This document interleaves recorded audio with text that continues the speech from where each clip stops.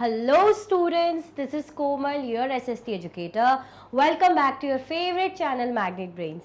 Magnet Brains आपको provide कराता है हाई क्वालिटी एजुकेशन, वो भी फ्री ऑफ कॉस्ट। किंडरगार्टन से लेके क्लास 12 तक की सीबीएसई बोर्ड के कोर्सेज के साथ साथ आपको अदर स्टेट बोर्ड के भी कोर्सेज अवेलेबल है इन हिंदी मीडियम, जैसे कि UP board, Bihar board, Delhi board के कोर्सेज प्रॉपर सिस्टमैटिक वे में। भाई कोई दिक्कत परेशानी आपको नहीं होगी।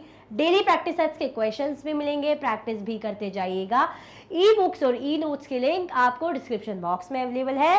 तो भटकने की बात, जैसे कि मैं हमेशा कहती हूँ, कभी बनेगी ही नहीं। भाई चैप्टर हमारा कंप्लीट हो गया था, हर चीज हमने कर ली थी, बट चैप्टर का कंप्लीट रिविजन इज मैंडेटरी और necessary, we can say, right. बनता तो है भाई, चीजों को अच्छे से समझना है दोबारा से, तो बनता तो है। और जो चाहते हैं कि भाई सीरियसनेस बनी रहे, कैसे क्या करते रहिएगा। अगर मैं क्वेश्चन पूछती रहूँ तो कमेंट्स भी करते रहिएगा, इससे एक वो भी बना रहेगा, लाइक टू वे कम्युनिकेशन। ऐसा नहीं कि बस मैम पढ़ा रही है और हम सिर्फ सुनने का काम करें, नहीं, आपको पढ़ना भी है, ठीक है, कमेंट में आंसर भी करना है। और सबसे इंपॉर्टेंट, सबसे पहले तो शेयर कर दो और लाइक कर दो, जैसे कि मैं कहती हूँ। फिर हम स्टार्ट करते भाई फटाफट से, ठीक है। चैप्टर बड़ा ही अच्छा था हमारा मुगल्स के बारे में। करें स्टार्ट, बिना टाइम वेस्ट करे, फटाफट से शुरू कर दे। चलो ठीक है भाई, क्या है इंट्रोडक्शन हमारा, क्या है चैप्टर मुगल्स है, ठीक है। मुगल्स कितना पढ़ने वाले हम, 16 to 17 सेंचुरी का जो मुगल एम्पायर का टाइमलाइन रहा है उसके बारे में हम पढ़ने वाले। और मुगल्स का इंट्रो देने की जरूरत नहीं है, बड़े ही फेमस है, नाम से एकदम से जैसे मुगल्स बोलते तो दिमाग में सबसे पहले अकबर आ जाते हैं, अकबर के बाद शाहजहां आ जाते होंगे दिमाग में, थोड़ा बहुत सलीम जहांगीर भी आ जाते होंगे, औरंगजेब भी आ जाते होंगे। तो ज्यादा इनकी वैसे इंट्रो की जरूरत नहीं कि अरे थे कौन, बट जानेंगे चैप्टर में अगर है कि आए कहाँ से थे, शुरुआत कहाँ से हुई थी, तो भाई वो तो पढ़ना बनता है। क्योंकि अगर वो छोड़ दिया तो क्वेश्चन आना बनता है, क्वेश्चन आएगा तो फिर आप बोलोगे मैम ने तो पढ़ा है नहीं, मैम ने क्या कहा कि अरे ये तो पता ही होगा। नहीं नहीं, जो बुक में है वो तो बताएंगे। बाकी स्टार्ट करें, चलो। Ruling as large a territory as the Indian subcontinent with such a diversity of people and cultures was an extremely difficult task for any ruler to accomplish in the Middle Ages. By Indian subcontinent, India काफी बड़ा है, बड़ा होने के साथ साथ variety भी बहुत है। Variety as in diversity, diversity as in diversity से आप लोग क्या समझते हैं? आप लोग क्लास 7th में है, 6th में आपने डाइवर्सिटी समझी होगी, 6 पढ़ी होगी तो डाइवर्सिटी समझी होगी। डाइवर्सिटी पर मैं फिर भी बता देती हूँ, अदरवाइज अगर मैं थोड़ा वेट करूँ 5 से 10 सेकंड, तो क्या किसी को कोई आइडिया है क्या होती है डाइवर्सिटी? ड्यूरिंग द चैप्टर मैंने वैसे समझाया था, बट भाई मैं चाहती हूँ अगर किसी को याद हो या वैसे भी किसी को पता हो तो प्लीज आंसर, आप आंसर कर सकते हैं, जो भी आपको नॉलेज हो। ऐसा कुछ नहीं कि एग्जैक्टली आंसर मुझे चाहिए, बट मुझे खुशी होगी, गलत सही आप जैसा भी है कोशिश करेंगे आंसर देने की, ठीक है।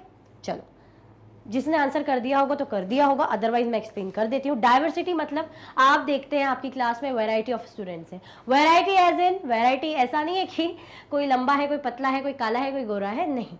वैरायटी मतलब आप देखते होंगे अलग अलग बैकग्राउंड के लोग, कोई मराठी होगा, कोई गुजराती होगा, कोई मुस्लिम होगा, कोई हिंदू होगा, कोई क्रिश्चियन होगा, किसी की लैंग्वेज अलग होगी, कोई पंजाबी में बात करता होगा, किसी के घर आप जाते होंगे कोई मराठी में बात करता होगा। चलो स्कूल में तो सब सेम लैंग्वेज बोल रहे हैं, बट उनका थोड़ा सा एक्सेंट आपको समझ में आता होगा कि अरे ये थोड़ा पंजाबी एक्सेंट लग रहा है, किसी का गुजराती एक्सेंट लग रहा है। और अगर घर पहुंच गए तो आप देखेंगे अरे वाह, इनका तो पहनावा अलग है, इनके यहाँ की तो डिशेज भी अलग अलग बन रही है।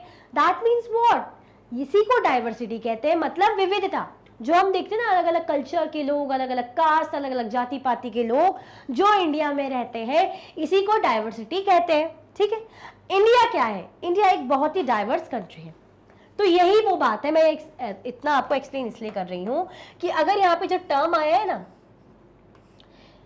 ये जो टर्म आया है डाइवर्सिटी, ये इसीलिए आया है, ये बता रहे हैं कि उस वक्त में, उस टाइम पे इतने बड़े सबकॉन्टिनेंट को, इतने बड़े डाइवर्स कल्चर को अपने अंडर लेके रूल करना, वो भी लंबे टाइम के लिए एक बहुत बड़ा टास्क था। क्या था? एक बहुत ही बड़ा टास्क था, जो बहुत ही डिफिकल्ट रहता था, बहुत ही डिफिकल्ट रहता था उसको अकम्प्लिश करना। चलो, आपने जीत भी लिया, लड़ाई झगड़ा करके, लड़ाई झगड़ा एज इन वॉर, युद्ध वगैरह करके आपने जीत लिया, बट उसको मेंटेन करना, क्यों? डाइवर्सिटी इतनी है। अगर मानो मुगल्स हैं तो मुगल्स भाई मुस्लिम, अफगान से लोग आए थे, ठीक है। अब जो अपनी कंट्री में अलग अलग धर्म के लोग ऑलरेडी होंगे, जैन होंगे, बुद्ध होंगे, बुद्धिज्म होंगे, हिंदुइज्म होंगे, और भी अदर कास्ट उसके होंगे, तो वो एक्सेप्ट करें, रूलर जो कह रहा है उसको एक्सेप्ट करें, तो थोड़ा सा क्लैश हो जाता था चीज़ों को लेके। बट उसको मेंटेन करके चीज़ों को बहुत अच्छे से चलाना ये बहुत ही मुश्किल टास्क था, जो कि पॉसिबल किया मुगल्स ने।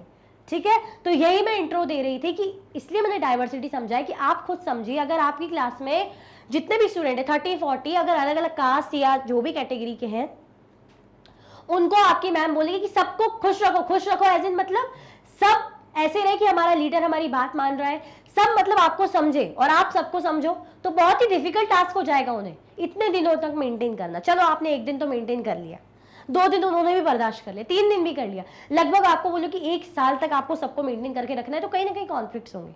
कॉन्फ्लिक्ट्स यहाँ भी थे, ऐसा नहीं कि बिल्कुल ही स्मूथली चली ये चीजें, बट मेंटेन करना, उसको अकम्प्लिश करना एक बहुत ही बड़ा टास्क था, जो कि मुगल्स ने किया। तो बस मेरा समझाने का यही मतलब था। Quite in contrast to their predecessors, the Mughals created an empire that accomplished what had hitherto seemed possible for only short period of time as compared to their predecessors. मतलब जो इनके पूर्वज रहे होंगे, जो पहले जिन्होंने आके भाई जीता होगा, जिन्होंने सत्ता जमाई होगी, एम्पायर बनाने की कोशिश की होगी, बट वो इतने सक्सेसफुल नहीं हो पाए जितने मुगल्स हो पाए, वो भी शॉर्ट पीरियड ऑफ टाइम में। जो चीज नामुमकिन सी लगती थी उनको कर दिखाया किसने? मुगल्स ने। तो वही कह रहे हैं कि आप कंट्रास्ट, मतलब जितना उन्होंने प्रेडेसेसर्स कर सकते थे उससे जस्ट उल्टा इन्होंने कर दिखाया। किसने? मुगल्स ने करके दिखाया। The Mughals created an empire and accomplish what had hitherto seem possible for only short periods of time. जो कि इम्पॉसिबल लग रहा था, जो कैसा लग रहा था कि अब पॉसिबल नहीं हो पाएगा, बट मुगल्स ने उसको पॉसिबल करके दिखाया। वो भी कैसे? बहुत ही शॉर्ट पीरियड ऑफ टाइम में। ऐसा भी नहीं है कि उन्होंने बहुत लंबा टाइम लगाया होगा, सालों लग गए, भाई सदियां लग गई, नहीं, बहुत शॉर्ट पीरियड ऑफ टाइम में उन्होंने ये चीज पॉसिबल करके दिखाई, जो कि एक्सट्रीमली डिफिकल्ट थी, जैसे कि हमने पढ़ा। चलो भाई, अच्छी बात है। From the latter half of the 16th century, they expanded their kingdom from Agra and Delhi until in the 17th century they control nearly all of the subcontinent. अगर हम देखें कि भाई latter half of the 16th century है ना, 16th century के बाद में हाफ उसमें they expanded their kingdom, भाई इन्होंने अपना किंगडम फैलाया आगरा से दिल्ली तक, आगरा दिल्ली में, until in the 17th century, और 17th सेंचुरी भाई आते आते तक या 17th सेंचुरी तक they control nearly all of the सब कॉन्टिनेंट। उन्होंने सब कॉन्टिनेंट का लगभग सारा ही हिस्सा अपने अंडर ले लिया था। पहले हमने देखा आगरा और दिल्ली, बट 17th सेंचुरी तक उन्होंने लगभग सारा एरिया अपने अंडर ले लिया था। दैट मीन्स छोटे पीरियड ऑफ टाइम में इतना ज्यादा सक्सेसफुल होना was a very big task, but they did, उन्होंने किया। ठीक है, अच्छी बात है। चलो, ये क्या है? ये लाल किला है। जरा देखेंगे इसके बारे में क्या इंफॉर्मेशन है नेक्स्ट पेज पे। ठीक है, इतना समझ में आया? आगे बढ़ जाए, आगे तो बढ़ेंगे ही। क्या आपने अभी तक लाइक किया? अगर भूल गए हैं तो भाई लाइक कर दीजिए। अगर कमेंट करना भी भूल गए हैं या शेयर करना भी भूल गए हैं तो वो भी कर दीजिए। कोई बात नहीं, भूल जाते हैं तो टाइम भी देते हैं, चीज़ों को सुधारने का टाइम भी दिया जाता है। ठीक है, कर दिया लाइक, कर दिया शेयर, बढ़ जाए आगे। चल, फिर तो रुकने की बात नहीं बनती है, आगे बढ़ते हैं। They impose structures of administration and ideas of governance that outlasted their rule. उनका जो स्ट्रक्चर था एडमिनिस्ट्रेशन चलाने का, अपनी गवर्नमेंट चलाने का, अपना राजपाट, अपना शासन चलाने का, वो ऐसा था कि काफी समय तक लंबा चला। मतलब बहुत बात तक वो अच्छा खासा लंबा चला। outlasted. They impose structures of administration and ideas of governance that outlasted their rule. जिसके कारण भाई उनका जो राजपाट है, जो उनका शासन है, जो उनका रूल है, अच्छा लंबा चला। ठीक है, क्योंकि काम ही ऐसा किया, एडमिनिस्ट्रेशन ही ऐसा रखा कि कोई दिक्कत उसमें आई नहीं और वो चलता गया और उनका राजपाट भी लंबा चलता गया। ठीक है, कुछ भी उन्होंने ऐसा क्रूअल्टी वाले काम नहीं किए होंगे, कुछ भी ऐसा थोपने वाला काम नहीं करवाया होगा कि जबरदस्ती भाई जो उनके अंडर है, जो राजा उनके अधीन है, उनको परेशान किया होगा, ऐसा नहीं किया होगा। उनकी पॉलिसीज, एडमिनिस्ट्रेशन ही इतना अच्छा रहा होगा कि वो लंबा चला, किसी को कोई दिक्कत ही नहीं हुई। leaving a political legacy that succeeding rulers of the subcontinent could not ignore। मतलब इस तरीके की उन्होंने पॉलिटिकल चीजें, मतलब इस तरीके की राजनीति बना के रखी थी कि जो उनके आने वाले रूलर्स थे, मतलब जो आए सक्सीड करा, जैसे एक मुगल जो है राजा, फिर उनके बेटे आए, ऐसे करते करते जो आने वाली जो पीढ़ियां आई उन्होंने भी इसको फॉलो करा, जो कि अच्छा खासा लंबा चला, लंबे वक्त तक चला। तो living a political legacy that succeeding rulers of the subcontinent could not ignore। भाई ऐसी पॉलिसीज उन्होंने बनाई, ऐसा एडमिनिस्ट्रेशन, ऐसा स्ट्रक्चर अपना रखा कि भाई बाद के रूलर से बोले कि वाह वाह वाह, हम भी यही फॉलो करेंगे, बढ़िया है भाई, चंगा है, बहुत बढ़िया है, जैसा हमारे भाई इन्होंने करा हम भी ऐसे करेंगे, बढ़िया चल रहा है, ताकि हमारा रूल भी अच्छा चले। कौन राजा नहीं चाहेगा कि भाई शासन आराम से चले, है ना, कोई दिक्कत ज्यादा आए नहीं। देखो ऐसा तो है नहीं कि दिक्कत आएगी नहीं, ऐसा तो बिल्कुल नहीं हो सकता कि सब कुछ ही बहुत अच्छा चले, बट ऐसा भी नहीं होना चाहिए कि बुरा ही चलता रहे। थोड़ी बहुत बीच में कॉन्फ्लिक्ट हो, चीजें उठेंगी तो उसको शांत भी कर दिया जाएगा, बट अच्छा चले लंबे समय तक। तो जो कि यहाँ हुआ, तो इन लोगों की पॉलिसीज ही ऐसी बनाई थी इन्होंने कि दिक्कत ही नहीं आई इतनी। आया समझ में? आगे बढ़े। Today the Prime Minister of India addresses the nation on Independence Day from the ramparts of the Red Fort in Delhi, the residence of the Mughal emperors। ये जो रेड फोर्ट है, ये जो भाई लाल किला है, ये क्या है? ये मुगल्स का रेजिडेंट था, मतलब जहां वो रहते होंगे, ये मुगल का रेजिडेंट था, जहां से अभी हमारे प्राइम मिनिस्टर, जो हमारे प्रधानमंत्री है, वो क्या झंडा फहराते हैं, एड्रेस करते, बेसिकली एड्रेस करते हैं असेंबली को, ठीक है, इंडिपेंडेंस डे के दिन। तो ये पहले क्या था, ये रेड फोर्ट, ये रेड फोर्ट मुगल्स का रेजिडेंस था। रेजिडेंस मतलब जहां रहते होंगे, रिजाइड करते होंगे, ठीक है। आया समझ में? तो क्या है भाई, today the prime minister of India addresses the nation on Independence Day from the ramparts of the Red Fort in Delhi, the residence of Mughal emperors। ये क्या है? ये मुगल एम्परर्स का रेजिडेंस है। आया समझ में? कोई कंफ्यूजन, दिक्कत तो नहीं?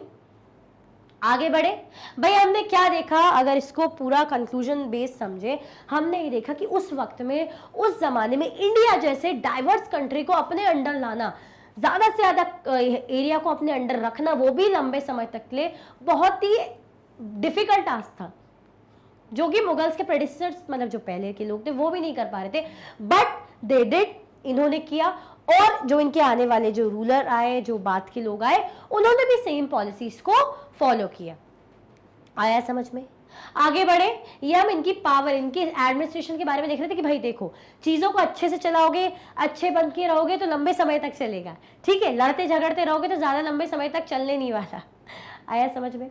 आगे बढ़े। चल, हु वर द मुगल्स। अब इंट्रोडक्शन तो हमने देख लिया, बट ये मुगल्स थे कौन, ये तो जानना भाई जरूरी है। जैसे कि मैंने स्टार्टिंग में आपको कहा था इंट्रो के टाइम पे कि हमें तो पता ही है, जानने की ज्यादा जरूरत नहीं है, बट इतना बेसिक अंदर की जानकारी नहीं है ना। ऐसे तो पता है कि सुना हुआ है, टीवी में देखा है, मूवीज में देखा है, कभी कभी स्टोरीज भी सुनी है, बट पता तो चलना चाहिए कि शुरुआत कहां से हुई, आए कहां से। देखते हैं। The Mughals were descendants of two great lineages of rulers। भाई जो मुगल्स थे वो किसके डिसेंडेंट थे? बढ़िया ही दो ग्रेट रूलर्स थे, बढ़िया ही, बहुत ही अच्छे, नामचीन, बढ़िया दो रूलर्स के ही डिसेंडेंट थे, ठीक है। देखते हैं कौन थे भाई वो दो। From their mother side, they were descendants of Genghis Khan, died 1227, the Mongol ruler who ruled over parts of China and Central Asia।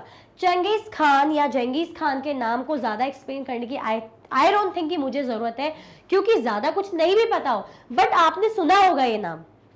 जब आपने ये नाम सुना होगा कहीं भी चलते फिरते या ऐसे ही, दैट मीन्स ये नाम फेमस था, दैट मीन्स ये राजा फेमस था, दैट मीन्स ये लीडर की कुछ तो बात रही होगी। ये बहुत ही क्रूअल लीडर था, बहुत ही एम्बिशियस, बहुत ही ब्रूटल, बहुत ही क्रूअल, और काफी ज्यादा एम्पायर, अच्छा खासा बड़ा एम्पायर इसने अपने अंडर ले लिया था, जीतते जाता था, और बहुत ही क्रूअल था, मतलब मारकाट मचाता था, जहां जाता था मारा काटी तो मचानी ही मचानी, खून खराबा, बहुत बदनाम था इस चीज के लिए। चलो, बट अगर बात करें रूलर की तो ग्रेट रूलर था, फेमस। कौन? जेंगिस खान।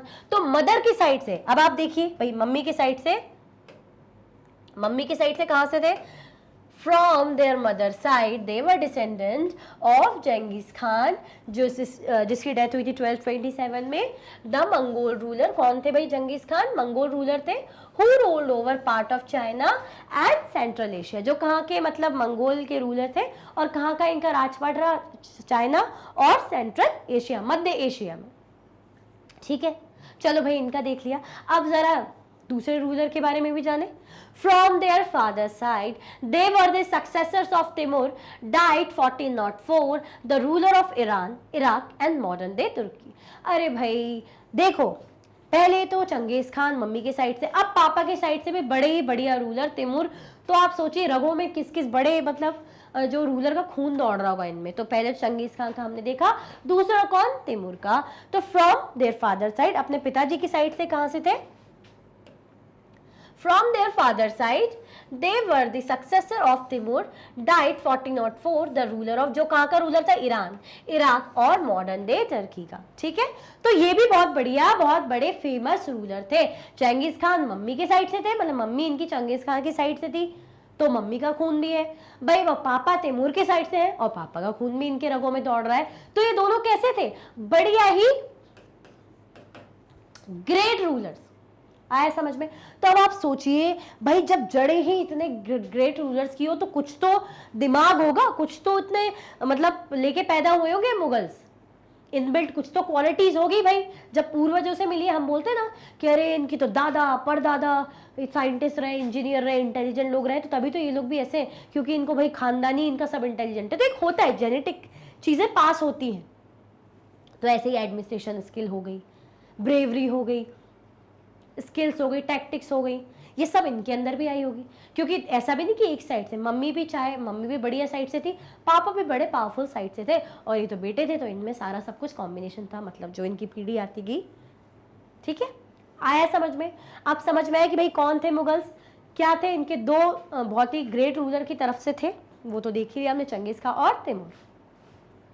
ये क्या है? ये मुगल आर्मी दिख रही कैंपेन में, इस तरीके से कैंपेन में जाते हैं, इमेज लगी है। ठीक है, आगे बढ़े। चल, अब समझ में आ गया भाई कहाँ से आए थे।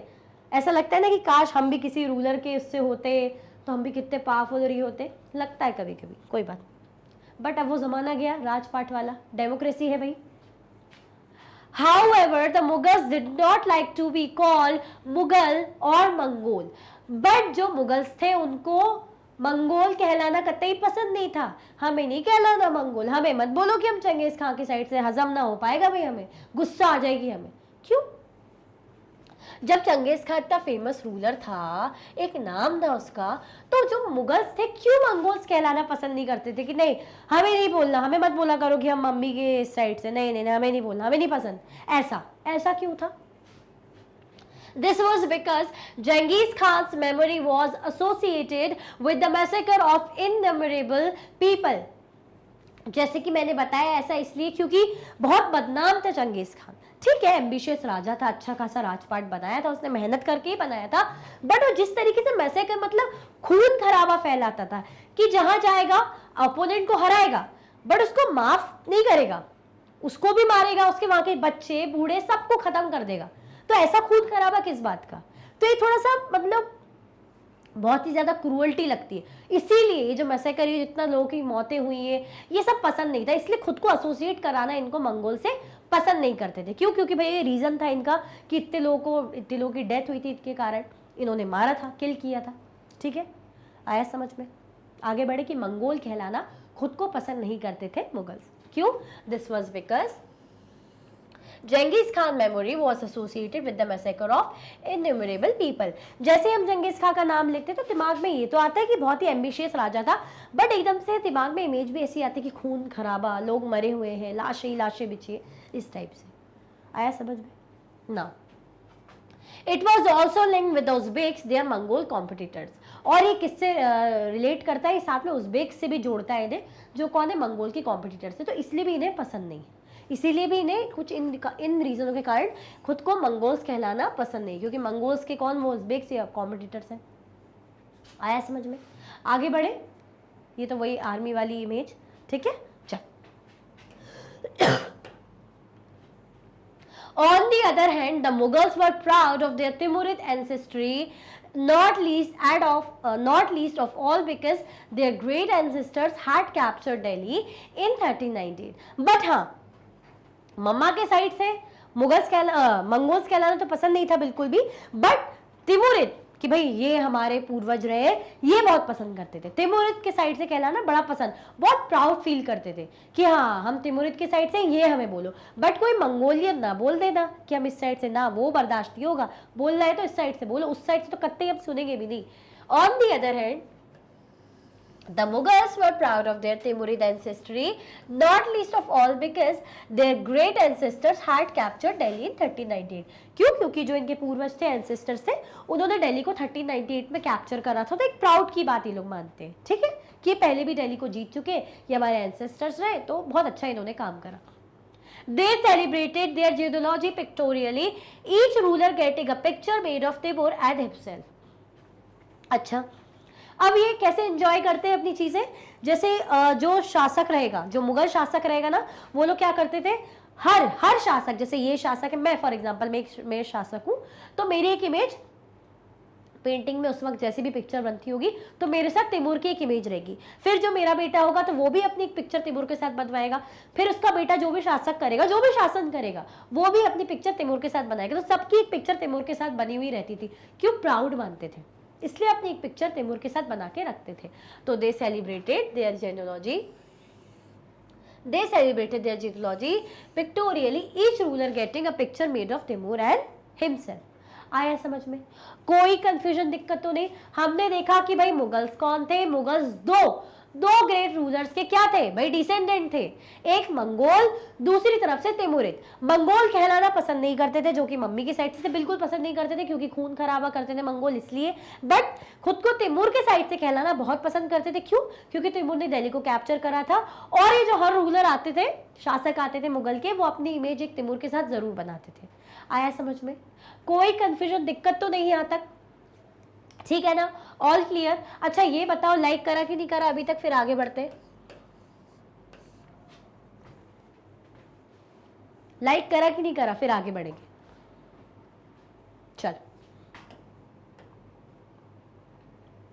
मुगल मिलिट्री कैंपेन जो हम देख रहे थे ना, मिलिट्री कैंपेन जो यहाँ पे हमने इमेज देखी थी, ये अब कैसा कैसा क्या रहा समझते हैं। Babur the first Mughal emperor 1526 to 1530, very important, ये बहुत ही इंपॉर्टेंट है भाई। ये जो लाइन है,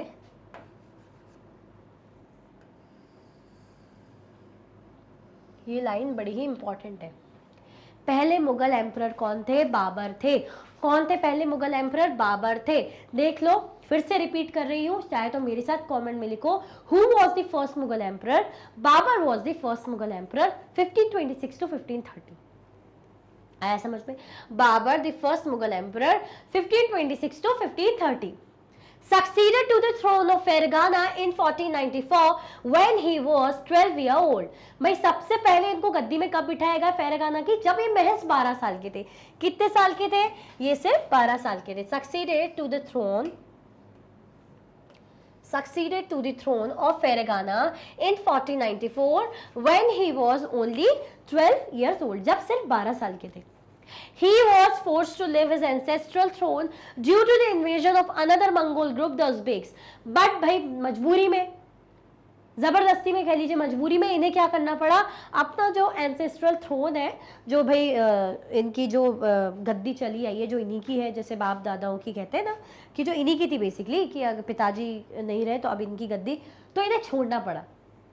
अपनी एंसेस्ट्रल थ्रोन जो इनकी भाई चली आ रही थी, अपना ही राजपाट छोड़ना पड़ा मजबूरी में। ऐसा क्यों? He was forced to leave his ancestral throne due to the invasion of another Mongol group। क्यों? क्योंकि another Mongol group का इन्वेजन हो रहा था। कौन थे वो another Mongol group? वो थे उज़्बेक्स। उनका क्या हुआ था? इन्वेजन हो रहा था। इसीलिए इन्हें भाई जो इनकी खुद की गद्दी मतलब इनके पिताजी की, फिर इनकी तो यानी खुद की हुई ना, अपने हक से अपनी गद्दी से हटना पड़ा क्योंकि उज़्बेक्स आ गए थे। After years of wandering, he seized Kabul in 1504। But ऐसे ही कुछ साल ऐसे घूमने भटकने के बाद, छोटा मोटा भाई किसी के सहारा लेके जीतना, है ना, मतलब कोशिश करते रहने के बाद फाइनली इन्होंने काबुल को जीता 1504 में। फाइनली काबुल को कब जीता? After year of surrendering he seized Kabul in 1504। कब जीता काबुल को? 1504 में।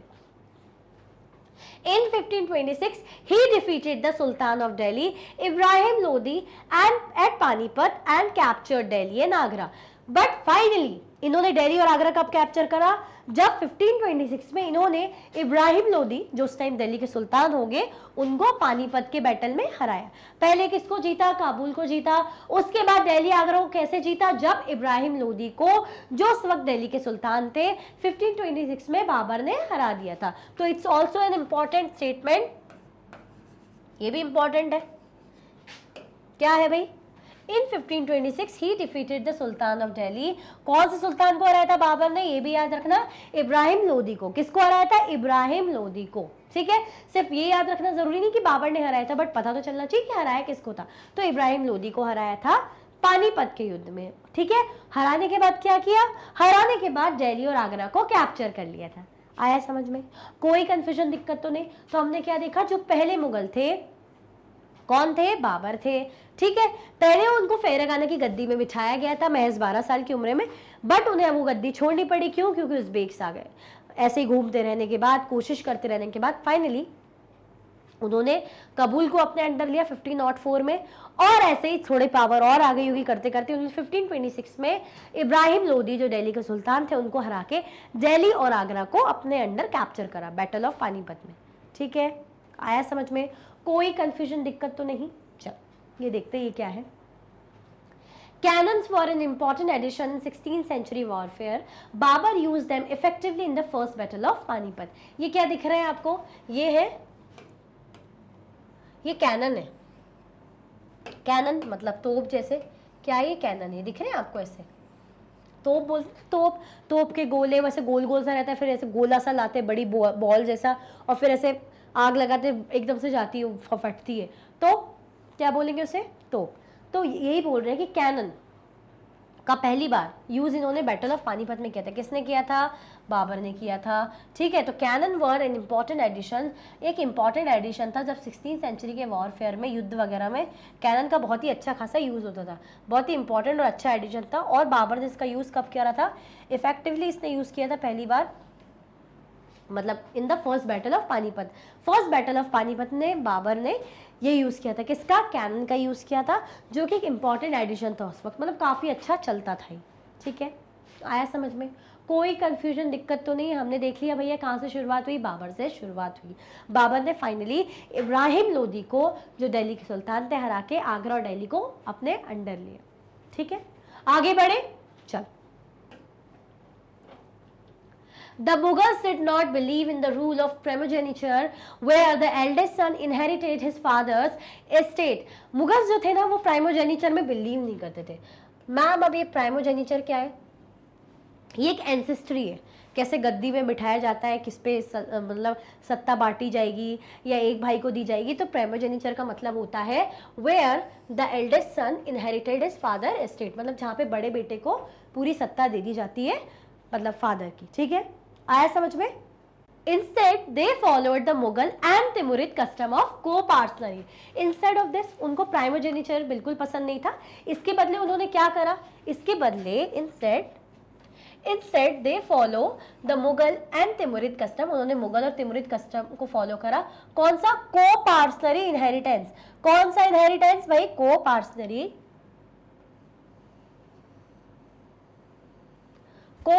इनहेरिटेंस। और इन्हें पसंद कौन सा नहीं था? ये वाला नहीं पसंद था, प्राइमोजेनिचर।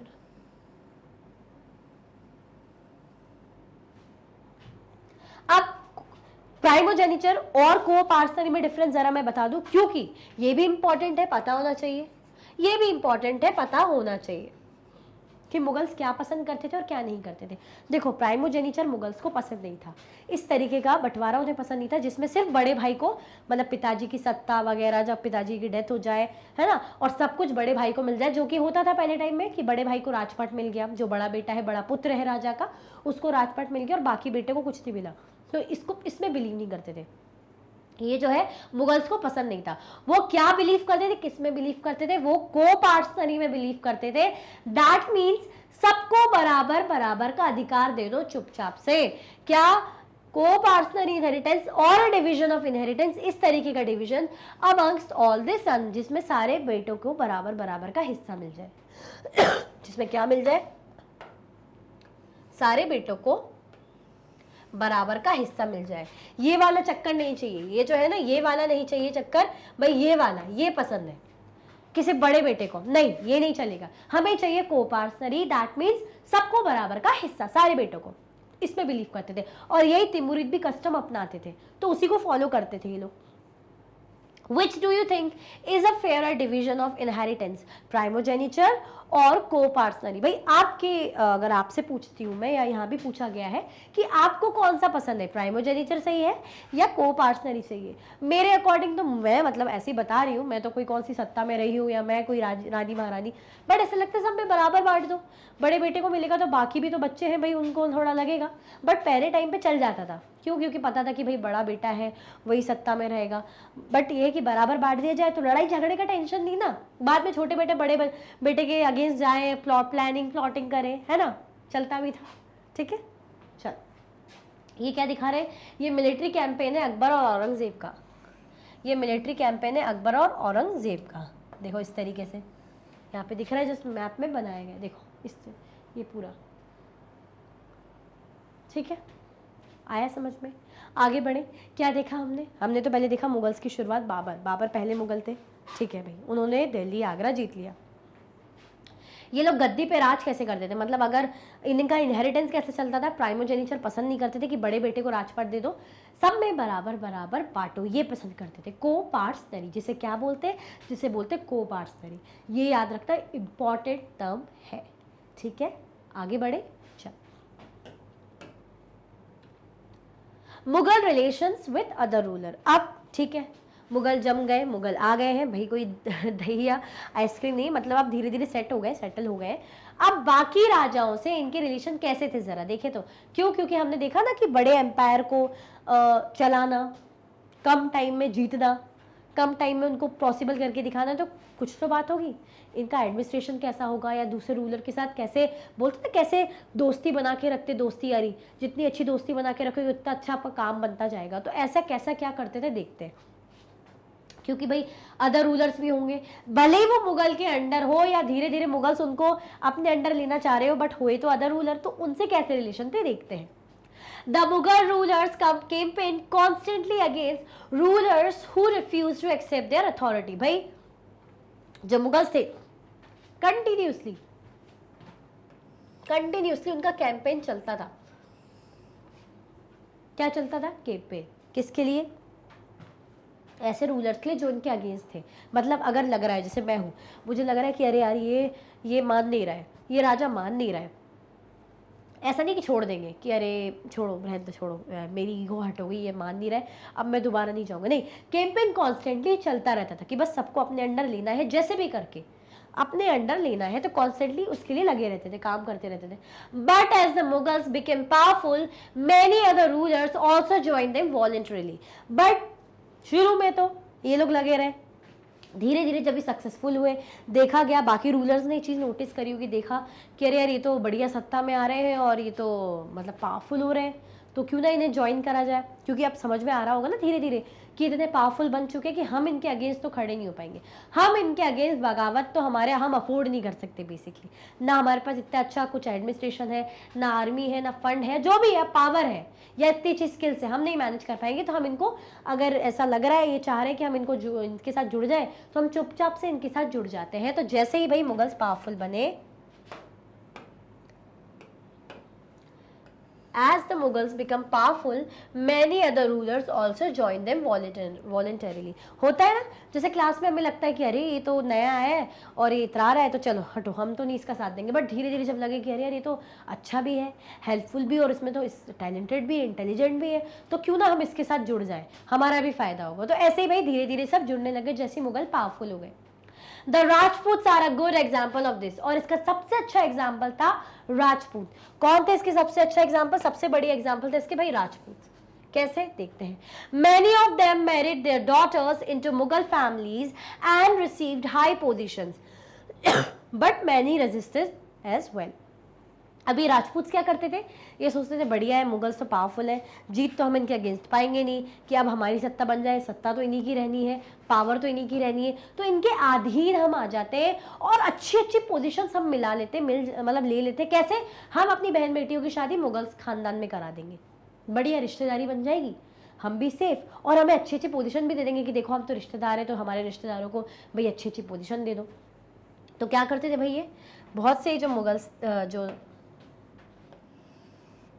राजपूत थे, many of them married their daughters into Mughal families and received high positions but many resisted as well।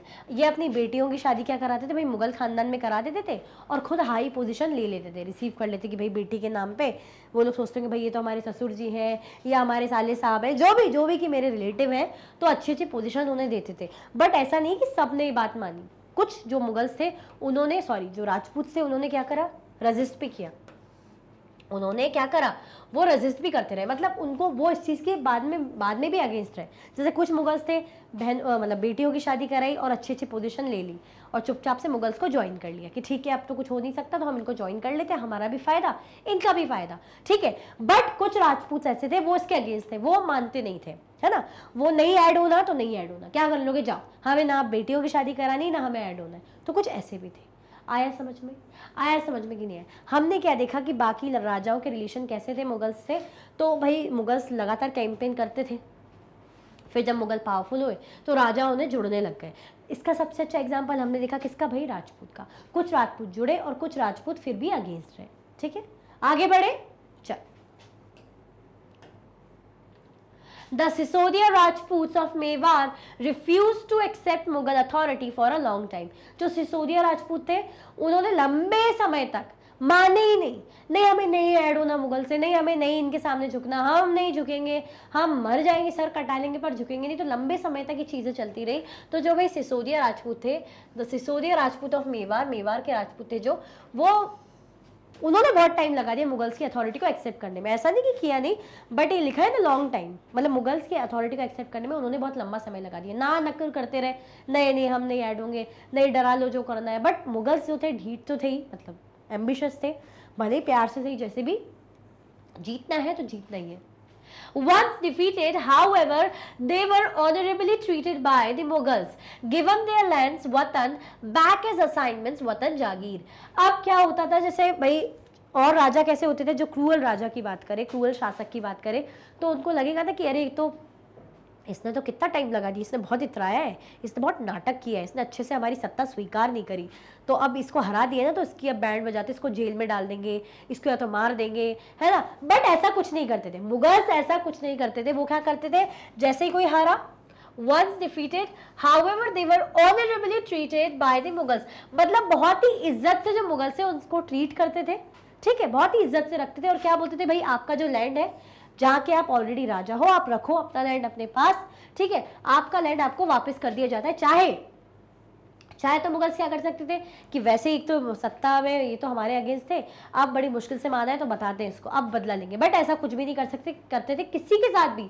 चुपचाप से क्या करते थे, आपको हमने जीता है, आप हमारे अंडर हो, यानी आपके लैंड, आपका सारी चीज़ें हमारे अधीन रहेगी, बट आप अपने लैंड में राज करो, वहाँ के राजा आप ही रहो, बट अल्टीमेट जो अथॉरिटी वो रहेगी मुगल्स की, बट करो आप अपना राजपाट, जैसा आपको चलाना है वो आप चलाओ। तो ऐसा मुगल्स करते थे, मतलब मैं चाहे तो लैंड ले सकती हूँ कि मैंने तो जीत लिया, बट मैं बोलूँगी कि नहीं, मैंने आपका एरिया जीता है, लेकिन आप करिए, राजपाट करिए, लेकिन अल्टीमेट अथॉरिटी पावर तो मेरी ही रहेगी। तो ऐसा मुगल्स करते थे। The careful balance between defeating but not humiliating their opponents enabled the Mughals to extend their influence over many kings and chieftains। यही जो क्वालिटी थी मुगल्स की, कि बैलेंस बना के रखना, कि जीतना भी बट दूसरे किसी को ह्यूमिलिएट नहीं करना, किसी को किसी तरीके का प्रताड़ित नहीं करना, किसी पे अत्याचार नहीं करना। यही मुगल्स की जो खासियत थी, जिसको लेके वो इतने ज्यादा प्रचलित थे, मतलब और इतने ज्यादा पावरफुल बन गए थे। लोग इनके अंडर है ना, एक वो मानते थे कि ठीक है भाई, अगर इन्होंने हमें जीत लिया है, बट ये हमें कम से कम परेशान तो नहीं करते, हमें किसी तरीके की ह्यूमिलिएट तो नहीं करते, हमें मतलब हमारे साथ कुछ गलत तो नहीं करते, बढ़िया हम इनके अंडर है, सेफ है, सिक्योर है। आया समझ में? तो इसी कारण से मुगल्स का जो परफेक्ट बैलेंस था, इसी कारण मुगल्स का राजवट अच्छा लंबा चलता गया और रिलेशन उनके बढ़िया रहे चीफ्टन से और किंग से। उनमें एक अच्छा प्रभाव रहा कि अरे ये तो बहुत अच्छे हैं, तो इनके अधीन अगर हम रहेंगे, जैसे होता है ना, कोई क्लास का लीडर है, अगर शुरू में तो हम मना करेंगे, बट जब लगेगा कि अरे यार ये तो भले ही हमें हरा दे रहे हैं, भले ही हम इससे हार जा रहे हैं, बट फिर भी किसी तरीके का नीचा कभी नहीं दिखा रहा है ना, बहुत इज्जत से बात कर रहा है, हमारी हेल्प भी कर रहा है और हम जैसा चाहे मनमाना हम कर पा रहे हैं, ये हमें रोक टोक नहीं रहे, तो अच्छी बात है, फिर हम क्यों इसके अगेंस्ट रहे, तो बढ़िया है, बढ़िया, हम भी खुश वो भी खुश। तो ऐसे ही मुगल्स रखते थे बैलेंस बना के, ठीक है। तो द केयरफुल बैलेंस, जो केयरफुल बैलेंस था, the careful balance between defeating but not humiliating, मतलब हरा भी देना बट चाहे तो ह्यूमिलिएट कर सकते थे कि मैंने तो जीत लिया, मैं चाहे आपको मार दूं, चाहे जिंदा रखूं, चाहे अपना यहाँ गुलाम बना लूं, मेरी मर्जी, बट ऐसा नहीं करते थे। प्रॉपर बैलेंस बना के चलते थे कि आपको हमने जीता है, लेकिन हम आपको किसी तरीके की प्रताड़ना नहीं करेंगे, परेशान नहीं करेंगे। तो इसी क्वालिटी के कारण, इसी के कारण मुगल्स का एक अच्छा खासा प्रभाव बढ़ता चला गया राजा महाराजाओं में, मतलब जो किंग्स थे, जो चीफ थे, जो लीडर्स होंगे, उनको ये चीज़ सही लगी, ठीक है। आया समझ में? ऑब्वियसली अगर ऐसा कोई आएगा जो भाई परेशान नहीं करेगा और जीत भी लेगा हमें, तो क्या चाहिए, हम खुश ही रहेंगे, ठीक है, कोई प्रॉब्लम नहीं है, हम आपके अधीन आने को तैयार हैं। आया समझ में? कोई दिक्कत परेशानी तो नहीं। अच्छा ये बताओ, अभी तक आप लोगों ने लाइक करा कि नहीं करा, ये बताओ। हम मुगल्स के बारे में इतना भी जान लिया हमने, क्या अभी तक आपने लाइक किया कि नहीं किया? फटाफट से लाइक कर दो, अगर लाइक करना भूल गए हो तो, अगर, ठीक है, कर दिया लाइक, आगे बढ़े, चलो। But it was difficult to keep this balance all the time, लेकिन कभी कभी जो बैलेंस है इसको हमेशा बना के रखना मुश्किल हो जाता था कभी कभी। बट इट वॉज डिफिकल्ट, ऐसा नहीं कि हमेशा, देखो मैंने बोला ना, हमेशा चीज़ अच्छी रहेगी ज़रूरी नहीं, हमेशा चीज़ बुरी रहेगी ज़रूरी नहीं, कभी कभी भाई अच्छे बने भी रहते होंगे, बैलेंस बना के रखते होंगे, बट बैलेंस कभी कभी ऊपर नीचे तो होता होगा, बिगड़ता तो होगा, तो ऐसे ही बैलेंस बना के रखना कभी कभी मुश्किल हो जाता था, ठीक है। आया समझ में? अच्छा ये क्या है, ये Mughal marriages with the Rajput, कैसे कैसे कुछ एग्जाम्पल्स है कि मुगल्स ने मैरिज करी, मतलब राजपूत से, राजपूत राजाओं ने अपनी बेटियों का विवाह करवाया मुगल जो है दरबार में। तो द मदर ऑफ जहांगीर, जो जहांगीर की मदर थी, वो कौन थी? वो कछवाहा प्रिंसेस थी, ठीक है, daughter of Rajput, that means जो जहांगीर की मदर थी वो क्या थी? राजपूत थी। तो इसका एक एग्जाम्पल हमने देखा कि कैसे भाई जो राजपूत राजा रहे होंगे उन्होंने अपनी बेटी की शादी मुगल्स में करा दी, ठीक है, जिनका बेटा जहांगीर बना होगा। तो द मदर ऑफ जहांगीर, जो जहांगीर की मदर थी, वो कछवा प्रिंसेस थी, daughter of the Rajput ruler of Amber, modern day Jaipur, जो भाई अंबर के राजपूत रहे होंगे, उनकी बेटी वहाँ की प्रिंसेस थी, जो कौन थी? जहांगीर की मदर, यानी वो राजपूत थी। Mother of Shah Jahan was a Rathore princess, और जो शाहजहां की मदर थी वो राठौर प्रिंसेस थी। देखो इतने फेमस नाम हम देखते हैं ना, जहांगीर, शाहजहां, तो उनकी मदर्स कौन है? हम देख रहे हैं उनकी मदर्स राजपूत थी। दैट मीन्स ये प्रूफ बता रहे हैं कि भाई उस टाइम पे शादियाँ होती थी, तो क्या देख रहे हैं हम? The mothers of Shahjahan was Rathore princess थी, daughter of Rajput ruler of Marwar, जो है ना मारवाड़ के जो राजपूत थे वहाँ की प्रिंसेस थी। आया समझ में? कोई कंफ्यूजन, दिक्कत तो नहीं? तो इससे हमें क्या पता चल रहा है भाई, राजपूत जो मुगल्स थे उनके relation with other rulers. Specially हम किन का एग्जांपल लेके चल रहे हैं? हम राजपूत का एग्जांपल देख के चल रहे हैं। और फिर यहाँ पे हमने ये भी देखा कि भाई मैरिजेस भी हुई हैं विद प्रूफ, ठीक है। तो हमें क्या समझ में आया कि जो परफेक्ट बैलेंस मुगल्स बना के चलते थे, इसी कारण उनका ये जो एडमिनिस्ट्रेशन है, राजपाट है, और जो सत्ता है, जो इतने अच्छे बड़े एम्पायर को संभालना इतने अच्छे से चली, इतना अच्छे से उनका प्रभाव रहा बाकी राजाओं पर, ठीक है, कि जीतना बट किसी को परेशान नहीं करना, प्रताड़ित नहीं करना। आया समझ में? कोई कंफ्यूजन, दिक्कत तो नहीं? आगे बढ़ जाए, चल। मनसबदार्स एंड जागीरदार्स, अब ये एडमिनिस्ट्रेशन से रिलेटेड है, ये भी इंपॉर्टेंट है। जरा जाने मनसबदार्स और जागीरदार्स कौन है, क्या इनका रोल है, भाई क्या चीजें होती है, जरा इन टर्म्स को समझते हैं।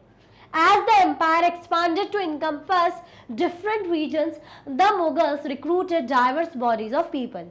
अब जैसे जैसे सत्ता बढ़ेगी, जैसे जैसे भाई एम्पायर बढ़ेगा, तो जब सत्ता एम्पायर बढ़ेगी तो रिस्पॉन्सिबिलिटी भी बढ़ेगी, एडमिनिस्ट्रेशन भी बढ़ाना पड़ेगा, लोगों को जॉब पे रखना पड़ेगा, अपॉइंट करना पड़ेगा, है ना, चीज़ों को अच्छे से चलाने के लिए भाई जॉब मतलब लोगों को रिक्रूट करना पड़ेगा। तो as the empire expanded to encompass different regions the Mughals recruited diverse bodies of people. जैसे जैसे भाई एम्पायर एक्सपांड हुआ, जैसे जैसे भाई एम्पायर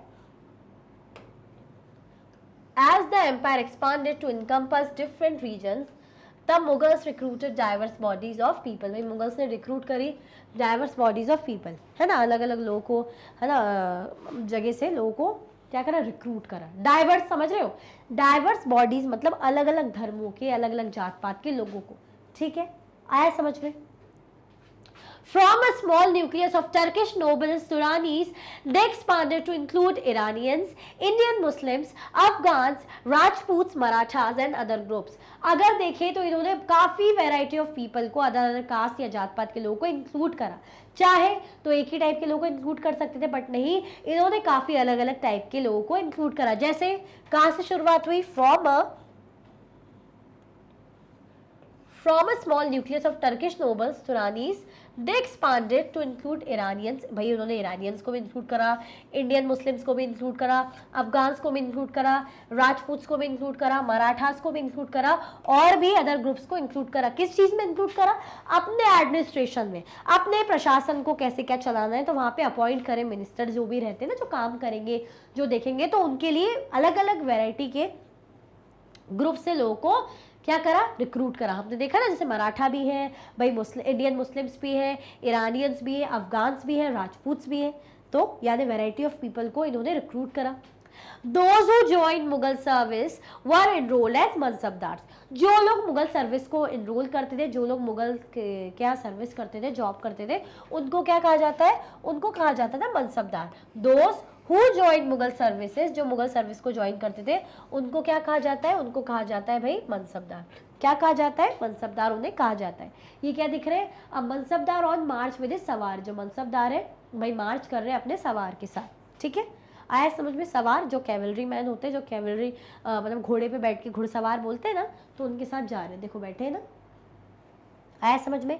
हम क्या देख रहे हैं, अब हम पढ़ रहे हैं भाई प्रशासन, एडमिनिस्ट्रेशन से रिलेटेड की क्या चीज़ें चलती थी। तो जैसे जैसे भाई रूल एक्सपांड हुआ, अब ये लोग सत्ता में आने लग गए भाई, ज़्यादा से ज़्यादा राजाओं को अपने अंडर जोड़ने लग गए, यानी एम्पायर अच्छा बढ़ रहा है।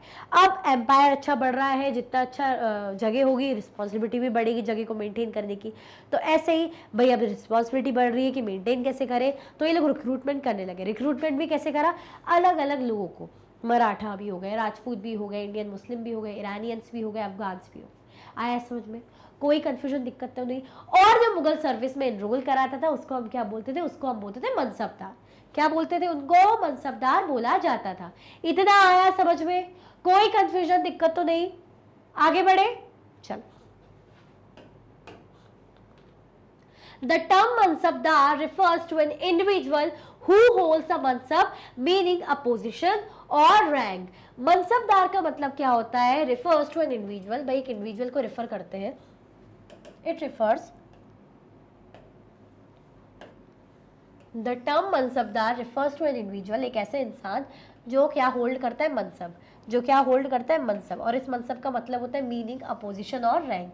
इस मनसब का मतलब होता है पोजीशन और रैंक। आया समझ में। मनसबदार वो होते हैं एक ऐसा इंसान, एक ऐसा इंडिविजुअल जो मनसब को होल्ड करता है। अब ये मनसब क्या है, मनसब का मतलब होता है एक रैंक, एक पोजीशन, मतलब एक ऐसा इंसान जिसकी कोई रैंक होगी, जिसकी कोई पोजीशन होगी मुगल उसमें, तो उसको क्या माना जाता है, मनसबदार। आया समझ में। It was a grading system used by the Mughals to fix। ये ग्रेडिंग सिस्टम था, मतलब ग्रेड करने का, आप बोलते ना ग्रेड देते हैं कि ए ग्रेड, बी ग्रेड, अच्छा है, बुरा है, एवरेज है, इस तरीके का। तो ऐसे ग्रेडिंग सिस्टम था। और किस चीज़ में यूज होता था ये grading system, it was a grading system use by Mughals. एक ग्रेडिंग सिस्टम था जिसको मुगल्स यूज करते थे। किस चीज़ के लिए यूज करते थे, to fix what, rank, salary, military responsibility, है ना। रैंक, सैलरी और मिलिट्री रिस्पॉन्सिबिलिटी को भाई मैनेज करने के लिए, उनको ग्रेड करने के लिए ये सिस्टम यूज किया जाता था। Rank and salary were determined by a numerical value called जात। ये जो रैंक और सैलरी है, ये रैंक और सैलरी डिटरमाइन होती थी by the numerical value called ज़ात। एक न्यूमेरिकल वैल्यू यूज़ की जाती थी। देखो रैंक और सैलरी है, अब इनको नंबर के टर्म में तो रेफर हो गई, फर्स्ट रैंक हो गई, सेकंड रैंक हो गई, सैलरी 40,000 30,000 जितनी भी है, जस्ट मैं बता रही हूँ, तो एक नंबर के फॉर्म में आएगी, तभी तो पता चलेगा कम है या ज़्यादा है। ठीक है, तो ऐसे ही भाई नंबर के फॉर्म में आएगी, जिसको क्या बोलते हैं, जो न्यूमेरिकल वैल्यू को कहा जाता था ज़ात। क्या कहा जाता था इस न्यूमेरिकल वैल्यू को? ज़ात कहा जाता था। आया समझ में? कोई कंफ्यूजन, दिक्कत तो नहीं? Zat ranking. Nobles with a Zat of 5,000 were ranked higher than those of 1,000.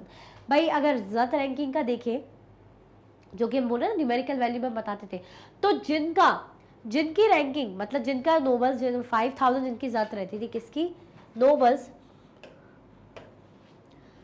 Nobles with a zat of 5,000, जो नोबल्स की ज़ात कितनी रहती थी? 5,000 रहती थी, were ranked higher than those of 1,000। अब ये समझ लो आप, जैसे ज़ात है यहाँ पे 5,000 है अगर किसी की, तो ये किससे रहेगी? ये ज़्यादा रहेगी जिसकी ज़ात 1,000 रहेगी। बस इतना समझ लो। अगर ज़ात 5,000 है तो ग्रेटर देन का साइन है, 5,000 की तरफ आ रहा है, यानी इसकी रैंक ज़्यादा रहेगी एज कम्पेयर टू दोज जिनके पास 1,000 की ज़ात होगी। तो nobles with a zat of 5,000 were rank higher than, इनकी रैंक हायर रहेगी as compare to those of 1,000। In Akbar's reign, there were 29 mansabdars with a rank of 5,000 ज़ात। अगर अकबर के शासन की बात करें, जब अकबर का शासन चल रहा था, तो उस टाइम पे 29 लोग ऐसे थे जिनके पास कितनी रैंक थी, कितनी ज़ात थी? 5,000, है ना? तो in the Akbar reign, in the Akbar reign there were 29 mansabdar with a rank of 5,000 ज़ात।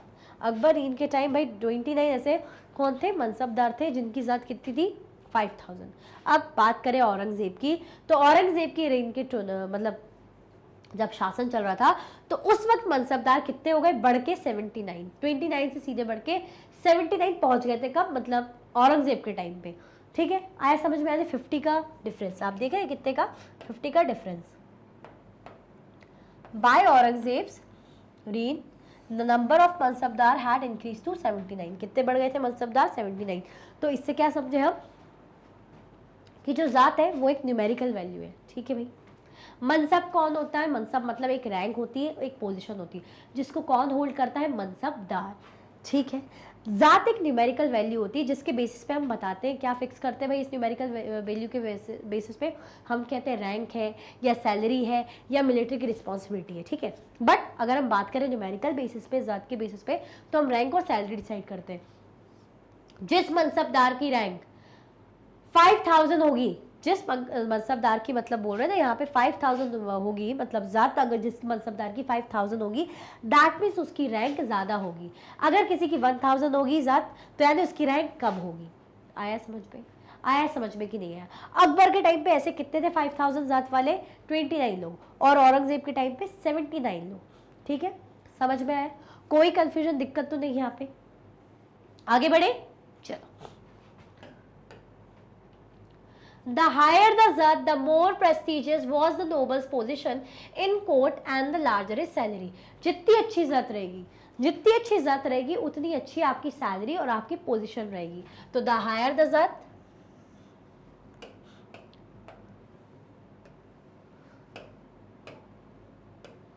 क्या बोल रहे हैं भाई?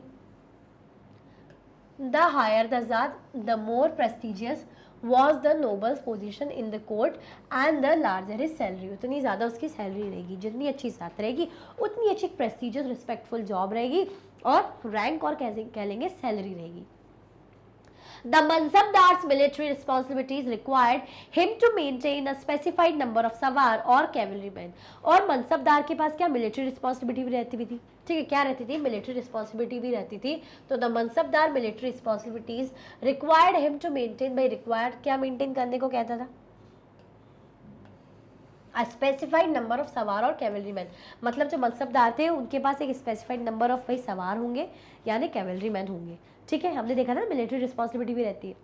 The Mansabdar brought his cavalrymen for review, got them registered, their horses branded, and then received money to pay them as salary.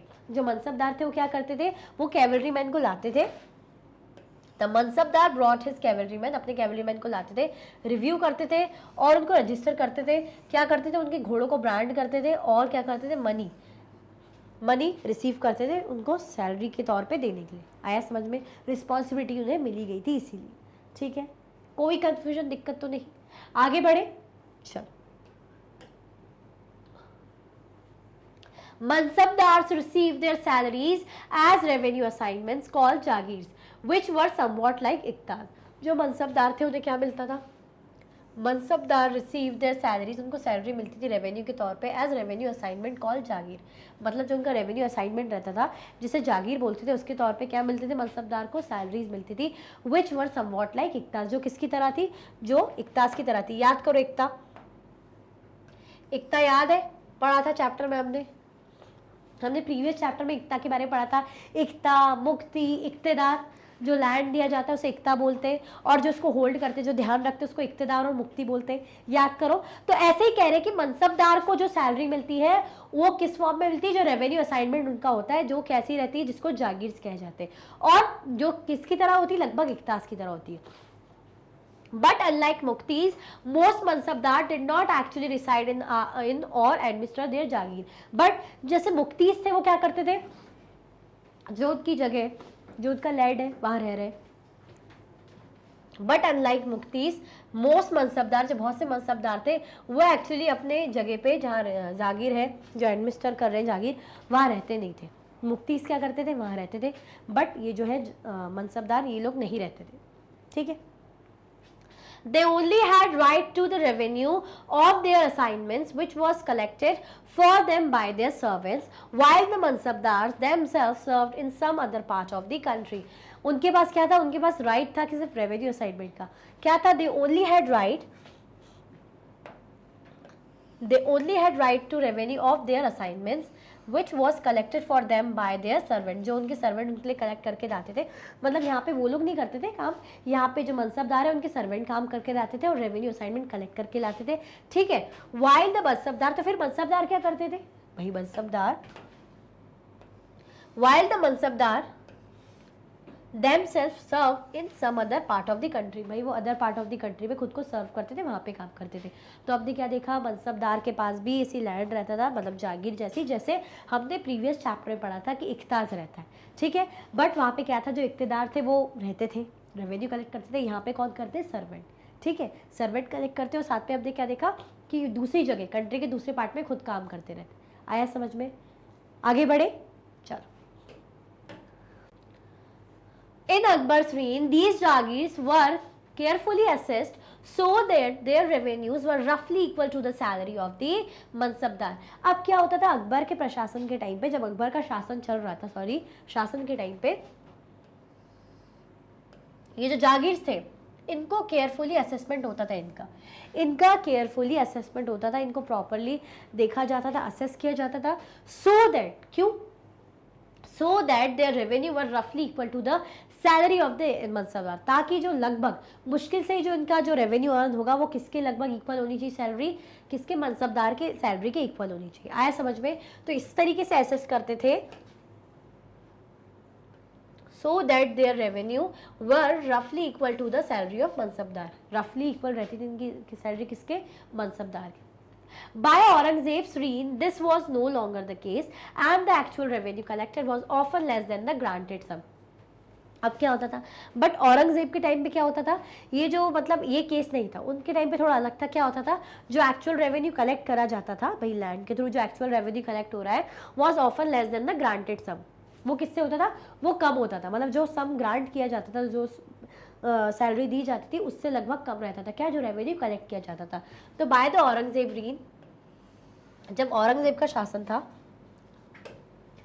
This was no longer the case. भाई ये case नहीं था. And the actual revenue collected was often less than the granted sum. जो actual revenue क्या रहता था, वो कम रहता था as compare to the sum जो ग्रांट किया जाता था. आया समझ में. There was also a huge increase in the number of mansabdar. फिर क्या हुआ भाई, मनसबदार का जो नंबर है उसमें भी बहुत इंक्रीज हुआ। क्या हुआ, there was also huge increase in the number of mansabdar, which meant a long wait before they received a जागीर। मतलब मनसबदार बढ़ते जा रहे हैं, बट जागीर के लिए थोड़ा लंबा इंतजार करना पड़ जा रहा था। आया समझ में? तो क्या बता रहे हैं कि प्रॉपरली चीज़ों का असेसमेंट होता था, अच्छे से असेस किया जाता था, चाहे अकबर के टाइम का बता रहे हो चाहे औरंगजेब के टाइम का बता रहे हो। आया समझ में? प्रॉपर असेसमेंट चलता था। अकबर के टाइम पे इतना ध्यान रखा जाता था कि भाई ये जो भी रेवेन्यू कलेक्ट हो रहा हो, असेस आ रहा हो वो लगभग कितना होना चाहिए, सैलरी के ऑलमोस्ट आसपास होना चाहिए। बट औरंगजेब के टाइम पे क्या था कि जो रेवेन्यू कलेक्ट होता था एक्चुअल, वो उससे बहुत कम होता था, वॉज ऑफन लेस, मतलब अक्सर कम होता था as compare to the given salary. आया समझ में? कोई कंफ्यूजन, दिक्कत तो नहीं? आगे बढ़े, चलो। These and other factors created a shortage in the number of जागीर। अब क्या हुआ, हमने देखा मनसबदार इंक्रीज हो गए। क्या हो गए, मनसबदार इंक्रीज हो गए, तो इसके कारण क्या हुआ, जागीर क्या कम पड़ने लग गए। जागीर की क्या होने लगी, जागीर की शॉर्टेज होने लगी। किसकी शॉर्टेज होने लगी, जागीर की शॉर्टेज होने लगी, क्योंकि मनसबदार के पास एक जागीर, तो मनसबदार बढ़ गए बट जागीर कम है। As a result, many Jagirdar tried to extract as much revenue as possible while they had a जागीर। इसी कारण से जब लगने लग गया कि अरे यार जागीर तो बहुत कम है, बट अगर अभी मेरे पास है जो जागीर, तो उससे तो मैं ज़्यादा से ज़्यादा जितना रेवेन्यू अर्न कर पाऊँ बेटर है, ज़्यादा से ज़्यादा रेवेन्यू अर्न कर पाऊँ बेटर है, क्योंकि बात का भरोसा नहीं, क्योंकि मनसबदार इतने सारे और जागीरदार जो है कम है, मतलब जागीर कम है। तो जो जागीरदार ऑलरेडी जो होल्ड करे रहते थे, जिनके पास रहता था साइन, तो वो चाहते थे कि अभी तो हमारे पास है, तो ज़्यादा से ज़्यादा हम क्या करें, रेवेन्यू एक्सट्रैक्ट करें। तो as a result many jagirdar tried to extract as much revenue as possible while they had a jagir. आया समझ में? Aurangzeb was unable to control these developments in the last year of his reign and the peasantry therefore suffered tremendously। अब क्या हुआ भाई, औरंगजेब जब ये जो चीज़ें हुई कि इतने सारे मनसबदार बन रहे हैं, जागीर नहीं है, और जो जागीरदार है जिनके पास है तो वो ज़्यादा से ज़्यादा भाई उसका फ़ायदा लेना चाह रहे हैं, तो औरंगजेब क्या कर पा रहे थे, इस जो चीज़ें चल रही थी इसको कंट्रोल नहीं कर पाया। क्या हुआ,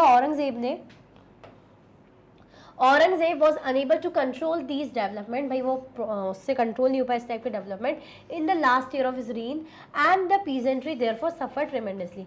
इसी कारण जो किसानी उनको भी काफ़ी ज़्यादा सफ़र करना पड़ा। जो किसान है उनके साथ मतलब एक तरीके का न्याय नहीं हुआ, तो उनको इस चीज़ के कारण बहुत ज़्यादा सफ़र करना पड़ा। आया समझ में? क्योंकि औरंगजेब वो उसके रिगार्डिंग कुछ खास ऐसा कर नहीं पाया। कोई कन्फ्यूजन, दिक्कत तो नहीं? आगे बढ़े, चल। जब्त एंड जमींदार। अब ये जब्त और जमींदार क्या है देखते हैं। The main source of income available to Mughal rulers was tax on the produce of the peasantry.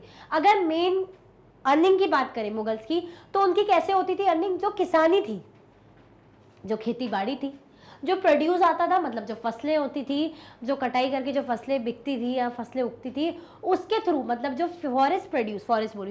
जो प्रोड्यूस था, जो किसानी से प्रोड्यूस हो रहा है, मतलब जो फार्मिंग से प्रोड्यूस हो रहा है, उन्हीं के थ्रू जो इनकम थी वही मेन इनकम थी, किसकी, मुगल्स की। तो the main source of income available to Mughal rulers was tax on the produce of the peasantry. मतलब जो पीजेंट्री के थ्रू जो प्रोड्यूस हो रहा है उसी के थ्रू इनकी मेन इनकम होती थी, बेद कमाई होती थी। In most places, peasant paid taxes through the rural elites, that is the headman or the local chieftain। बहुत सी जगहों में तो ऐसा होता था, जो पीजेंट थे, जो किसान थे, वो टैक्स कैसे पे करते थे। In most places peasant paid taxes through the rural elites. भाई जो गांव में होंगे ऐसे कुछ कह सकते ना सूबेदार या अच्छे हाई पोजीशन वाले लोग, दैट इज द हेडमैन और द लोकल चीफ्टन। तो उनके थ्रू क्या करते थे भाई, ये पे करते थे, कौन, पीजेंट, टैक्स पे करते थे। The Mughals used one term zamindars to describe all intermediaries, whether they were local headmen of village और पावरफुल chieftains। अब मुगल्स इनके लिए कौन सा वर्ड यूज करने लगे, जमींदार। मतलब जमींदार क्या कर रहे हैं, मतलब ये कह रहे हैं कि जमींदार के थ्रू जो किसान है वो टैक्स पे कर रहे हैं। तो जमींदार यानी बीच का इंसान हुआ कि किसान ने जमींदार को टैक्स, मतलब जमींदार ने टैक्स वो करा और उनके थ्रू ये पे कर रहे हैं, तो यानी इंटरमीडिएट्स। तो इनके लिए टर्म मुगल यूज़ करने लगे कि भाई हम आपको इंटरमीडिएट्स बोलेंगे, यानी आप लोकल चीफ रहो या आप कोई कैप्टन रहो या कोई रूलर रहो, जो भी रहो, मतलब पावरफुल हेडमैन रहो, जो भी रहो, हम आपके लिए टर्म यूज़ करेंगे। कौन सा टर्म यूज़ होता था, the Mughal use the Mughal use one term zamindars to describe all intermediaries whether they were local headman of villages और पावरफुल चीफ्टन। ठीक है, आया समझ में। ये क्या दिखा रहे हैं, ये दिखा रहे हैं details from a miniature from Shahjahan's रील depicting corruption in his father's administration, a corrupt officer receiving a bribe and a tax collector punishing poor peasant। ये जो है इसमें दिखा रहे हैं कि कैसे भाई अत्याचार हो रहे हैं शाहजहां के टाइम की। ये क्या है, डिटेल एक मिनिएचर है जो शाहजहां के भाई शासन के टाइम की, वो क्या डिपिक्ट कर रही है कि कैसे भाई उनके फादर के एडमिनिस्ट्रेशन के टाइम पे, उनके पिताजी का जब प्रशासन चलता था, राजपट था, तो उसके टाइम उस टाइम पे कैसे अत्याचार होता था। तो पहली फोटो में क्या दिखा रहे हैं कि एक जो भाई ऑफिसर है, मतलब जो काम करते होंगे मुगल ऑफिसर, वो रिश्वत ले रहे हैं, है ना। ये देखो रिश्वत ले रहे हैं ना, ऐसे कि लाओ दो जल्दी से, दो जल्दी, कोई देखे ना, जल्दी दे दो, ऐसे रिश्वत ले रहे हैं। दूसरे में क्या दिख रहा है, दूसरे में दिख रहा है कि भाई जो टैक्स कलेक्टर है वो अत्याचार कर रहे हैं पुअर को, पुअर किसान नहीं दे पा रहे तो उनको पनिश कर रहे हैं। देखो ना बेचारे कितने गरीब से हैं, पुअर से हैं, और इनको ये पनिश कर रहे हैं, सॉरी। तो ये पिक्चर में डिपिक्ट हो रहा है। आया समझ में कि भाई एक तो है भाई लाओ जल्दी लो, कोई देखे ना, रिश्वत ले रहे हैं, दूसरे क्या है अत्याचार कर रहे हैं। आया समझ में, कोई कंफ्यूजन दिक्कत तो नहीं। आगे बढ़े, हमने क्या देखा, मुगल्स के टाइम पे इंपॉर्टेंट सोर्स ऑफ इनकम क्या था, जो पीजेंट्री प्रोड्यूस था। ठीक है, आगे बढ़े, चलो। Akbar's revenue minister Todermal carried out a careful survey of crop yielding prices and areas cultivated for a 10-year period 1517 to 1580। जो अकबर के रेवेन्यू मिनिस्टर थे, कौन थे अकबर के रेवेन्यू मिनिस्टर, अकबर के जो रेवेन्यू मिनिस्टर थे टोडरमल, कौन थे भाई, टोडरमल थे। Carried out a careful survey of crop yield prices and areas cultivated for 10-year period 1570 to 1580। मतलब जो भाई इनके रेवेन्यू मिनिस्टर थे टोडरमल, उन्होंने चीज़ों को अच्छे से सर्वे करा। क्या सर्वे करा, उन्होंने देखा कि भाई कैसे कैसे क्या क्या क्रॉप उगी जा रही है, क्या प्राइसेस है, एरिया ऑफ कल्टीवेशन, लगभग 10 सालों का उन्होंने पूरा रिकॉर्ड डेटा देखा। On the basis of this data tax was fixed on each crop in cash. अब क्या हुआ, जब देखा गया कि भाई ये फसलें उगती है, ये फसलों में इतना खर्चा है, इनकी प्राइस ये है, इतना टाइम लगता है, जो भी, तो उन्होंने क्या करा, इसके अकॉर्डिंग टैक्स फिक्स किया। ये डेटा के अकॉर्डिंग 10 साल के जो डेटा मिला उसके अकॉर्डिंग टैक्स फिक्स किया। कैसा रहेगा tax was fixed on each crop in cash. हर एक क्रॉप में जो टैक्स लगेगा वो कैसा रहेगा, कैश फॉर्म में मिले होना चाहिए। Each province was divided into revenue circles with its own schedule of revenue rates for individual crop. अब जो हर प्रोविंस थी उनका अपना अपना एक रेवेन्यू सर्कल रहेगा, जिसमें जो जो भी क्रॉप्स रहेंगे, अलग अलग क्रॉप्स के अपने अपने टैक्स फॉर्म होंगे, टैक्स रेट होगा, सबके अलग अलग प्रोविंसेस के अलग अलग रहेंगे। आया समझ में, मतलब अलग अलग प्रोविंस, तो अलग अलग प्रोविंस में अलग अलग जो फसलें रहेंगी, सबका अलग अलग टैक्स का रेट रहेगा। आया समझ में, आया समझ में कि नहीं आया। तो each province was divided into revenue circle with its own schedule of revenue rates for individual crops। मतलब रेवेन्यू सर्कल रहेगा और सबकी अपनी रेट डिसाइडेड रहेगी, उसके अकॉर्डिंग भाई हर अलग अलग क्रॉप्स की क्या रहेंगी, रेट फिक्स करी जाएगी। और कैसा रहेगा भाई, जो डेटा के बेसिस पे उन्होंने देखा कि टैक्स कैसे देना है, टैक्स कैश के फॉर्म में देना है। क्यों, क्योंकि भाई इस चीज़ का सर्वे करा किसने, टोडरमल ने देखा कि किससे कितना फ़ायदा हो सकता है, कितनी अर्निंग हो सकती है और क्या क्रॉप्स उग रही है। तो ये सारा डेटा सर्वे करने के बाद फाइनली ये चीज़ें डिसाइड हुई। आया समझ में, कोई कन्फ्यूजन दिक्कत तो नहीं। क्यों इतना इस पर ध्यान दिया जा रहा है, इतना इस पे ध्यान इसीलिए दिया जा रहा है क्योंकि हमने देखा जो मुगल से उनकी मेन सोर्स ऑफ इनकम क्या है, उनकी main source of income peasantry produce. ठीक है, आया समझ में, आगे बढ़े, चल। This revenue system was known as zabt, और इसी रेवेन्यू सिस्टम का नाम क्या है, इसी रेवेन्यू सिस्टम को नाम दिया गया जब्त। This revenue system was known as zabt. ये रेवेन्यू सिस्टम क्या कहा गया भाई, जब्त कहा गया। हम पढ़ रहे थे ना जब्त एंड जमींदार, तो इसी रेवेन्यू सिस्टम को क्या कहा गया, जब्त कहा गया। It was prevalent in those areas where Mughal administrators could survey the land and keep very careful accounts। ये कहाँ पे हो सकता था, ये सिर्फ उन्हीं एरिया में प्रचलित था या पॉसिबल हो सकता था।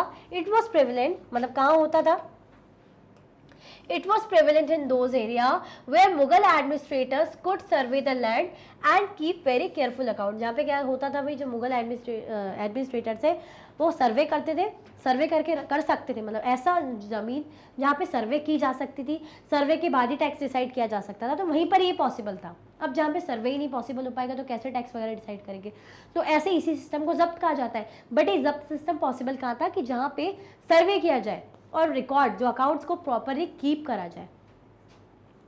This was not possible in the provinces such as Gujarat and Bengal. और ये कहाँ पॉसिबल नहीं था, ये भी इंपॉर्टेंट है, ये पॉसिबल नहीं हो पा रहा था। This was not possible in the provinces such as Gujarat and Bengal. कहाँ पे, गुजरात एंड बंगाल में ये पॉसिबल नहीं हो पा रहा था। कौन सा सिस्टम, जब्त सिस्टम। ठीक है, आगे बढ़े, चलो। अच्छा ये बताओ, इतनी देर हो गई, अभी तक आप लोगों ने लाइक किया कि नहीं किया? नहीं दिख रहा है ये कलर, इस कलर को देख लो।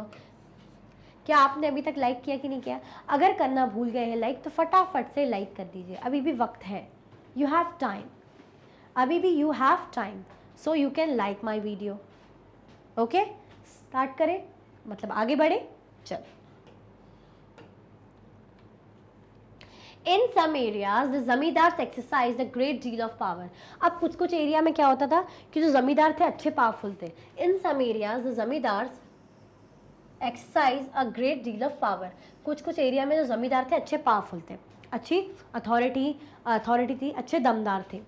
The exploitation by Mughal administrators could drive them to rebellion. मतलब इतनी दम वो रखते थे कि अगर उन्हें ऐसा लगता है कि किसी भी प्रकार का हम पे ह्यूमिलिएशन हो रहा है, हम पे अत्याचार हो रहा है, तो हम क्या करेंगे, बगावत करेंगे भाई।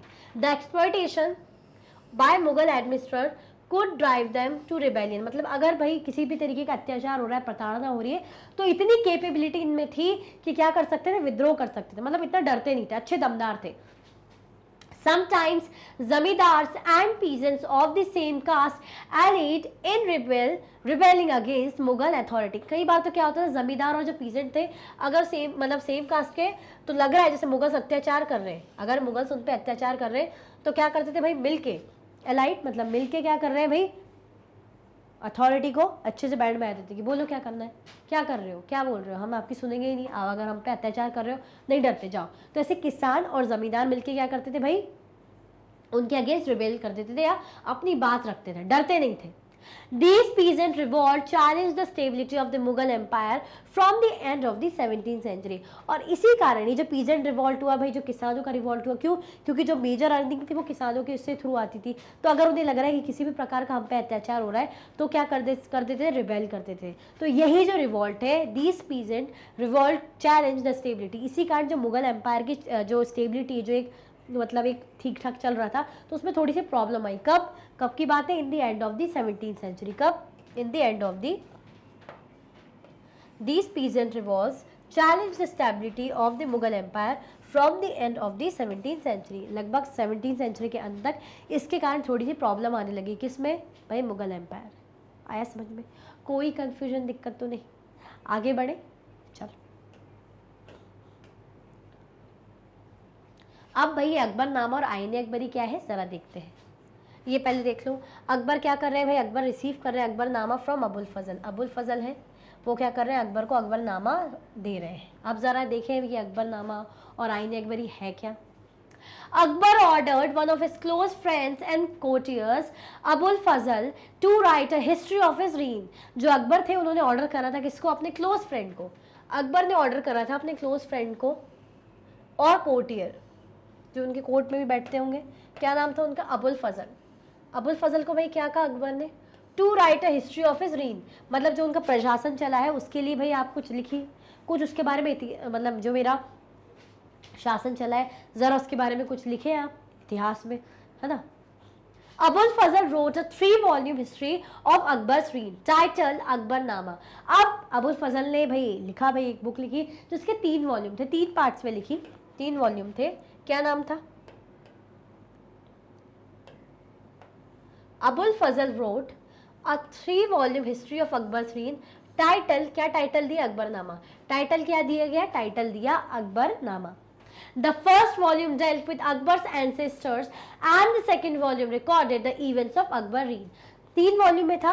तो पहले वॉल्यूम में क्या था भाई, पहले वॉल्यूम में the first volume dealt with Akbar's ancestors, मतलब अकबर के जो एंसेस्टर्स रहे उनसे रिलेटेड, जो भी इनके पूर्वज रहे, जो भी इन्होंने किया, उनसे रिलेटेड इन्फॉर्मेशन थी, ठीक है भाई। और सेकंड में क्या था, and the second volume recorded the events of Akbar's reign, मतलब अकबर के प्रशासन के टाइम पे क्या रहा, वो चीजें सेकंड वॉल्यूम पे रही। थर्ड वॉल्यूम पे क्या रही, the third volume is the Ain-i Akbari, third volume था Ain-i Akbari. It deals with Akbar's administration, household, army, the revenues and the geographies of his empire. जो थर्ड वॉल्यूम था जिसका नाम था आईने अकबरी, उसमें क्या क्या चीजें थी, द थर्ड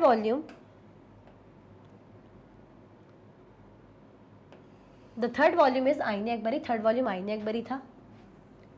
ये क्या क्या इंक्लूड करता था, it deals with Akbar's administration, Akbar के एडमिनिस्ट्रेशन के साथ, हाउस होल्ड, आर्मी, है ना, रेवेन्यू, और जो जोग्राफी थी उसके एम्पायर की, उससे रिलेटेड भाई थर्ड वॉल्यूम में डील करता था। तो हमने क्या देखा भाई, अकबर ने कहा अबुल फजल से कि अबुल फजल आप क्या करो भाई, आप मेरे मित्र हो, मेरे कोर्टियर हो, मेरे साथ भी रहते हो, तो आप क्या करो भाई, आप मेरे बारे में मेरे बारे में कुछ लिखो। तो उन्होंने 3 वॉल्यूम लिखी है, ठीक है, जिसका नाम क्या दे रहे हैं हम, अकबरनामा। अब पहले वॉल्यूम में इन्होंने जो अकबर के एंसेस्टर्स हैं उनके बारे में लिखा, सेकंड वॉल्यूम में अकबर का शासन जब चला उसके बारे में, और थर्ड वॉल्यूम में जिसका नाम आईने अकबरी, उसमें अकबर के घर, अकबर की आर्मी, उनके रेवेन्यू सिस्टम, कैसे उनके एम्पायर की ज्योग्राफी, भूगोलिक कंडीशन जो भी है उसके बारे में थर्ड वॉल्यूम में लिखा। It also provide rich details about the traditions and culture of the people living in India. उस वक्त क्या कल्चर थे, अलग अलग कल्चर के लोग क्या कस्टम लोग फॉलो करते थे, क्या ट्रेडिशन थे, है ना, ये सब भी इसमें देखने को मिलता है। तो it also provides rich details about the traditions and culture of the people living in India. The most interesting aspect about the Ain-i Akbari is its rich statistical details about things as diverse as crops, yields, prices, wages and revenue। अगर हम देखें कि ये सब details तो provide कर ही रहे, साथ में इंटरेस्टिंग चीज़ क्या है इसके बारे में, इंटरेस्टिंग चीज़ ये है, the most interesting aspect about the आईने Akbari is the rich statistical detail about, जो अच्छी खासी स्टैटिस्टिकल डिटेल है, ऐसी चीज़ें जैसे क्रॉप्स, उसके prices, wages system, revenue system, ये सारी जानकारी बहुत ही अच्छे से इसमें मेंशन है। तो ये बहुत अच्छी डिटेल दे रहा है। आया समझ में। तो हमने क्या देखा है, ये सब देखने के साथ साथ हमें ये भी पता चलता है कि उस वक्त क्या कस्टम था, कितना डाइवर्स कस्टम था, है ना, ट्रेडिशन था, अलग अलग कल्चर, अलग अलग बैकग्राउंड के लोगों का। हमने ये भी देखा कि स्टेटिस्टिकल डेटा किसका, जैसे रेवेन्यू सिस्टम का, क्रॉप्स की प्राइस, है ना, और वेजेस वगैरह। तो ये सारी जानकारी इसमें देखने को मिलती है जो अबुल फजल के 3 वॉल्यूम में मेंशन है। आया समझ में कि नहीं आया। तो ये क्या है, अकबरनामा और आईने अकबरी। किसने बोला था भाई, किसके बारे में, अकबर के बारे में। किसने लिखा है, ये अबुल फजल ने। आया समझ में, इंपॉर्टेंट है, 3 वॉल्यूम में। और थर्ड बुक का क्या नाम है, आईने अकबरी, ठीक है। पहले वॉल्यूम में अकबर के एंसेस्टर्स के बारे में ही है, सिर्फ उनके एंसेस्टर, उनके पूर्वजों के बारे में। सेकेंड वॉल्यूम में अकबर के शासन के बारे में। थर्ड वॉल्यूम में अकबर के जो है रेवेन्यू सिस्टम, है ना, उस वक्त हाउस होल्ड क्या, जोग्राफिकल कंडीशन, ये सारी चीज़ों के बारे में थर्ड उसमें, ठीक है। आगे बढ़े, ये समझ में आया नहीं है अच्छे से, मैंने इसलिए अलग अलग कलर से हाईलाइट किया है ताकि देखने में भी अच्छा लगे। आगे बढ़े, चल। अब नूरजहां's इन्फ्लुएंस इन जहांगीर कोर्ट। ये नूरजहां कौन थी, और जहांगीर के कोर्ट में, है ना, जहांगीर के मतलब शासन के टाइम इनका क्या इतना इन्फ्लुएंस रहा, प्रभाव रहा, जरा देखते हैं। Mehrunnisa married the emperor Jahangir in 1611 and receive the title Nurjahan. जो मेरुनिसा थी, नूरजहां का रियल नेम क्या है भाई, इससे प्रूफ होता है उनका रियल नेम, जरा पता करें। तो मेरुनिसा वॉज भाई, मेरुनिसा ने किससे शादी करी, मेरुनिसा ने शादी करी जहांगीर से, ठीक है भाई। मेरुनिसा ने जहांगीर से शादी करी 1611 में। उसके बाद इन्हें कौन सा टाइटल मिला, इनको टाइटल मिला नूरजहां का। She remained extremely loyal and supportive to the monarch. बहुत ही ज़्यादा लॉयल थी और बहुत ही ज़्यादा सपोर्टिव थी, है ना, लॉयल भी थी और बहुत ही ज़्यादा सपोर्टिव थी। किसके लिए भाई, अपने राजा के प्रति। She remained extremely loyal and supportive to the monarch. As a mark of honor, Jahangir struck silver coins bearing his own titles on one side and on the other the inscription stuck in the name of Queen Begum Noor Jahan. इसी के कारण भाई जब इतनी ज़्यादा influence था, उनका प्रभाव था, है ना, लॉयल थी, है ना, सपोर्टिव भी थी, तो इसी कारण जो कौन थे, जो भाई जहांगीर थे, उन्होंने क्या करा, सिक्के निकलवाए। सिक्के कैसे, सिक्के में क्या रहेगा, सिल्वर कॉइन उन्होंने निकलवाए जिसमें एक तरफ खुद का, तो as a mark of honour, honour के तौर पे जहांगीर ने भाई सिल्वर कॉइन निकलवाए जिसमें एक साइड खुद का टाइटल है और दूसरे साइड जो इंस्क्रिप्शन है किसका, क्वीन बेगम नूरजहां के नाम से, ठीक है। एक इंस्क्रिप्शन, एक साइड खुद का और दूसरी तरफ क्वीन बेगम मतलब नूरजहां का क्या था, इंस्क्रिप्शन स्ट्रक था, ठीक है। The adjoining document is an order farman of Nur Jahan, और ये जो डॉक्यूमेंट है क्या है, किसका ऑर्डर है, ये नूरजहां का फरमान है और ऑर्डर है। The adjoining document is an order farman of Nur Jahan. The square seal states, ये जो स्क्वायर सील, जो स्क्वायर शेप की सील है और एक ये राउंड, तो स्क्वायर जो शेप की सील है वो क्या कह रही है, the square seal states command of her most sublime and elevated majesty Nur Jahan Padshah Begum. क्या बता रही है इसके बारे में, जस्ट इनके बारे में इंफॉर्मेशन है कि भाई स्क्वायर सील कह रही है कि जो command of her most sublime and elevated majesty है नूरजहां पातशाह बेगम, ठीक है, ये कह रहे हैं उनके बारे में। द राउंड सील बता रही है by the son of Shah Jahangir she became as brilliant as the moon, वो कैसी बन गई है भाई, बहुत ही ब्रिलियंट है, और जैसे मून है ना वैसे उसी तरह से मतलब बहुत ज़्यादा ब्रिलियंट है। मे नूरजहां पातशाह भी लेडी ऑफ द एज, इसलिए उनको क्या नाम दिया गया भाई, लेडी ऑफ द एज रहेगी कौन, नूरजहां, ठीक है। आया समझ में, तो ये पूरा क्या बताना चाह रहा है, ये बेसिकली ये बातें ये बताना चाह रहा है कि उनका इन्फ्लुएंस, नूरजहां का प्रभाव कितना था।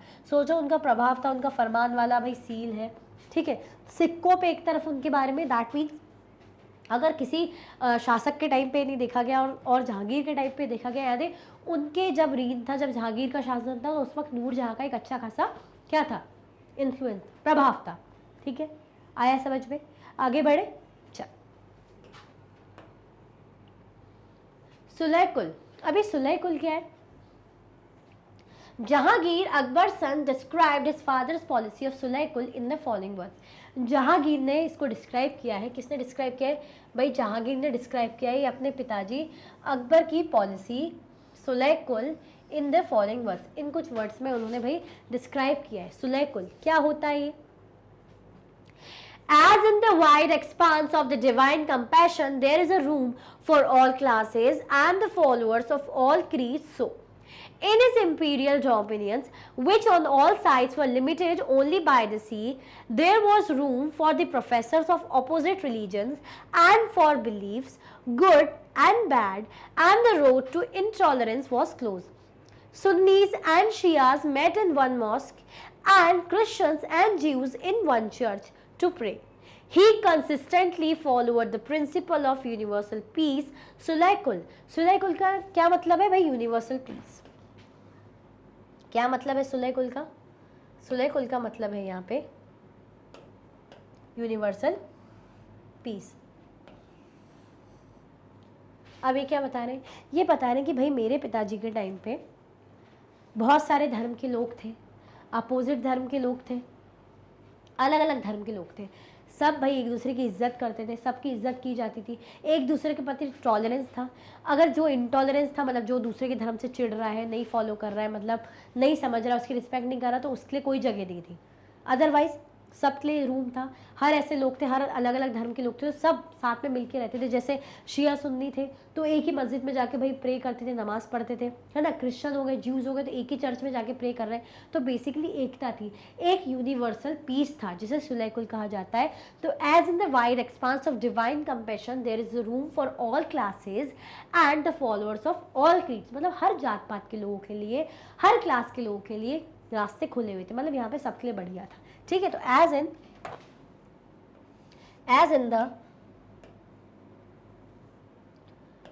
in the wide expanse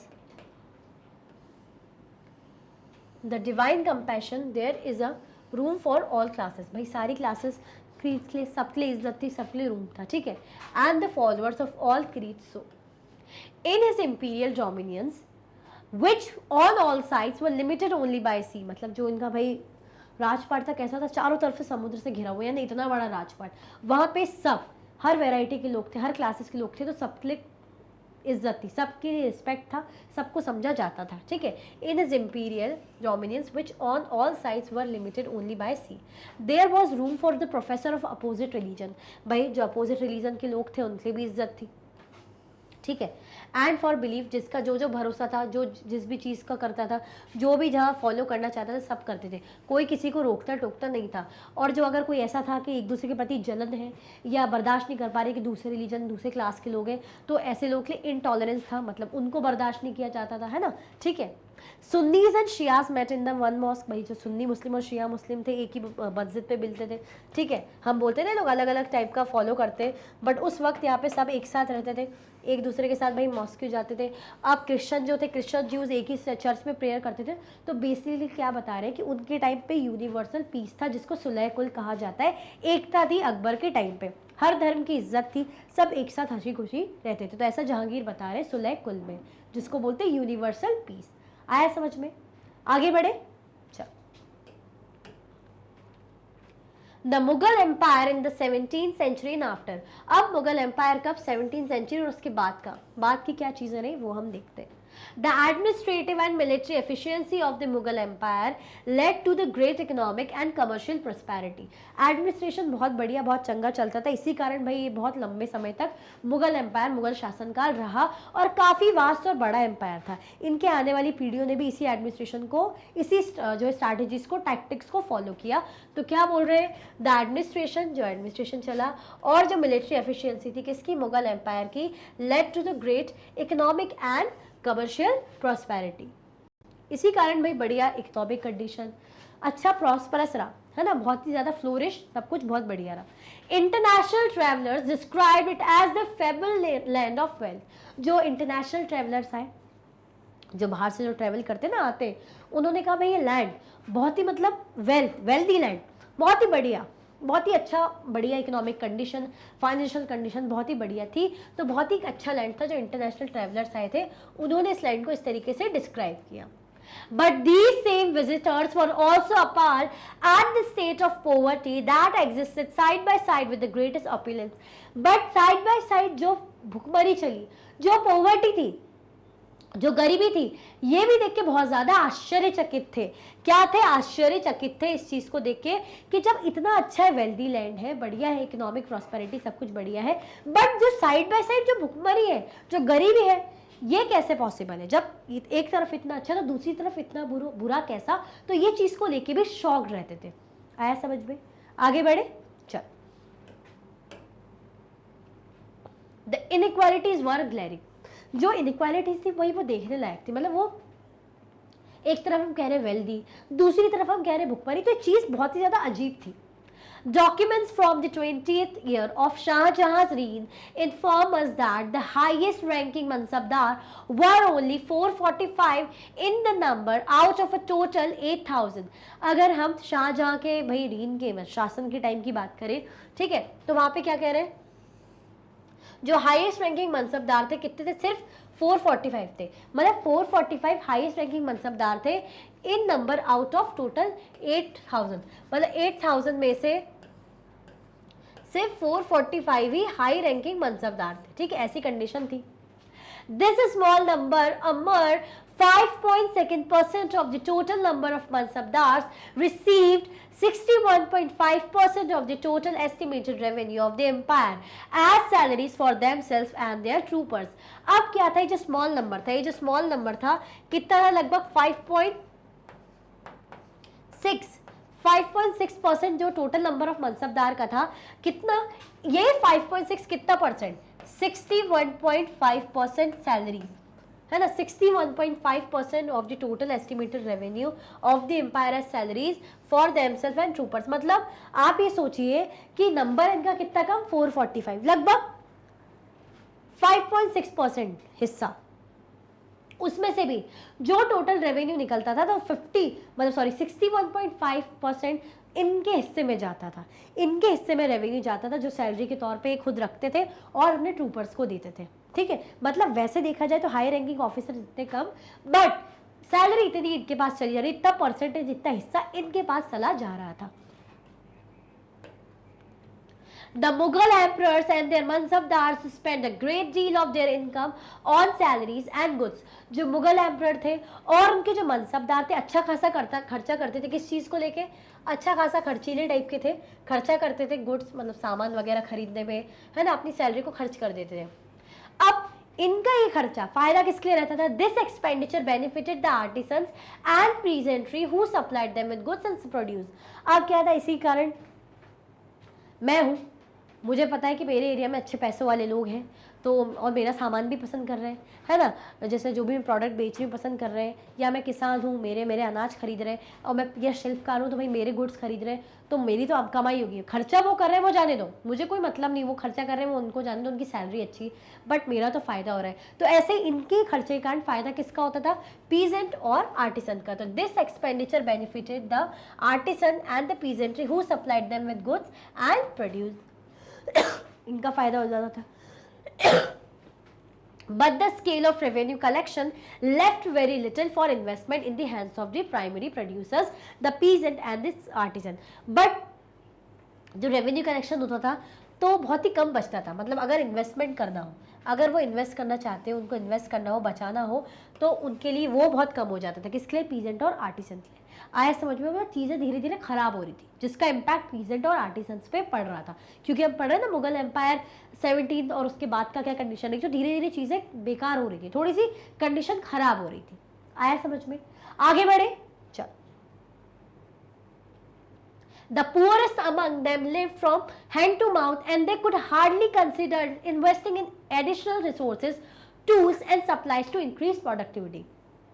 अब बेचारे खान पान बेसिक लाइवलीहुड ही बड़ी मुश्किल से चल पा रही थी। द पुअरेस्ट, भाई जो गरीब थे, among them lived from hand to mouth, ठीक है, and they could hardly consider investing in additional resources, मतलब बड़ी मुश्किल से ही किसी एडिशनल रिसोर्सेज में वो खर्चा निकाल पाते, बड़ी मुश्किल से, ठीक है। जैसे टूल्स उनको चाहिए हो, है ना, अपनी प्रोडक्टिविटी बढ़ाने के लिए, सप्लाईज के लिए टूल्स वगैरह चाहिए, इक्विपमेंट चाहिए हो, अदर रिसोर्सेज चाहिए हो, तो वो तक वो अफोर्ड नहीं कर पा रहे थे। क्यों? क्योंकि बेसिक ही उनका खर्चा नहीं हो पा रहा था, तो यहाँ का खर्चा कहाँ से करते?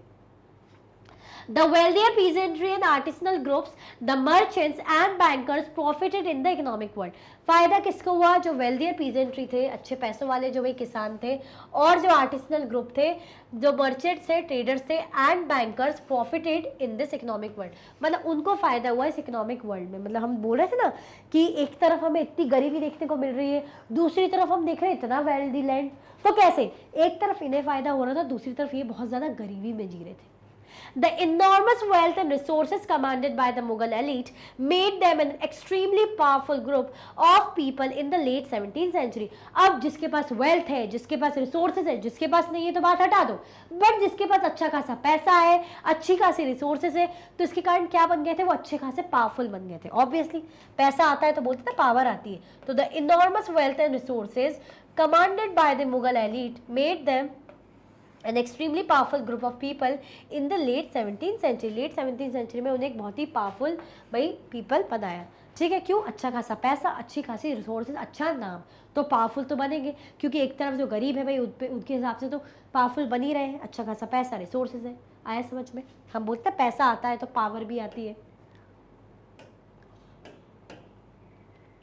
As the authority of the Mughal emperor slowly declined, his servants emerged as powerful centers of the power in the region. अब क्या हुआ? जो मुगल अथॉरिटी धीरे धीरे वो डिक्लाइन होने लगी, धीरे धीरे जो मुगल साम्राज्य गिरने लग गया। हर चीज़ होती है पीक पे, बट धीरे धीरे एक टाइम ऐसा आता है कि स्केल ऐसे ऊपर जाती है, फिर धीरे धीरे नीचे भी आने लग जाती है। तो एज द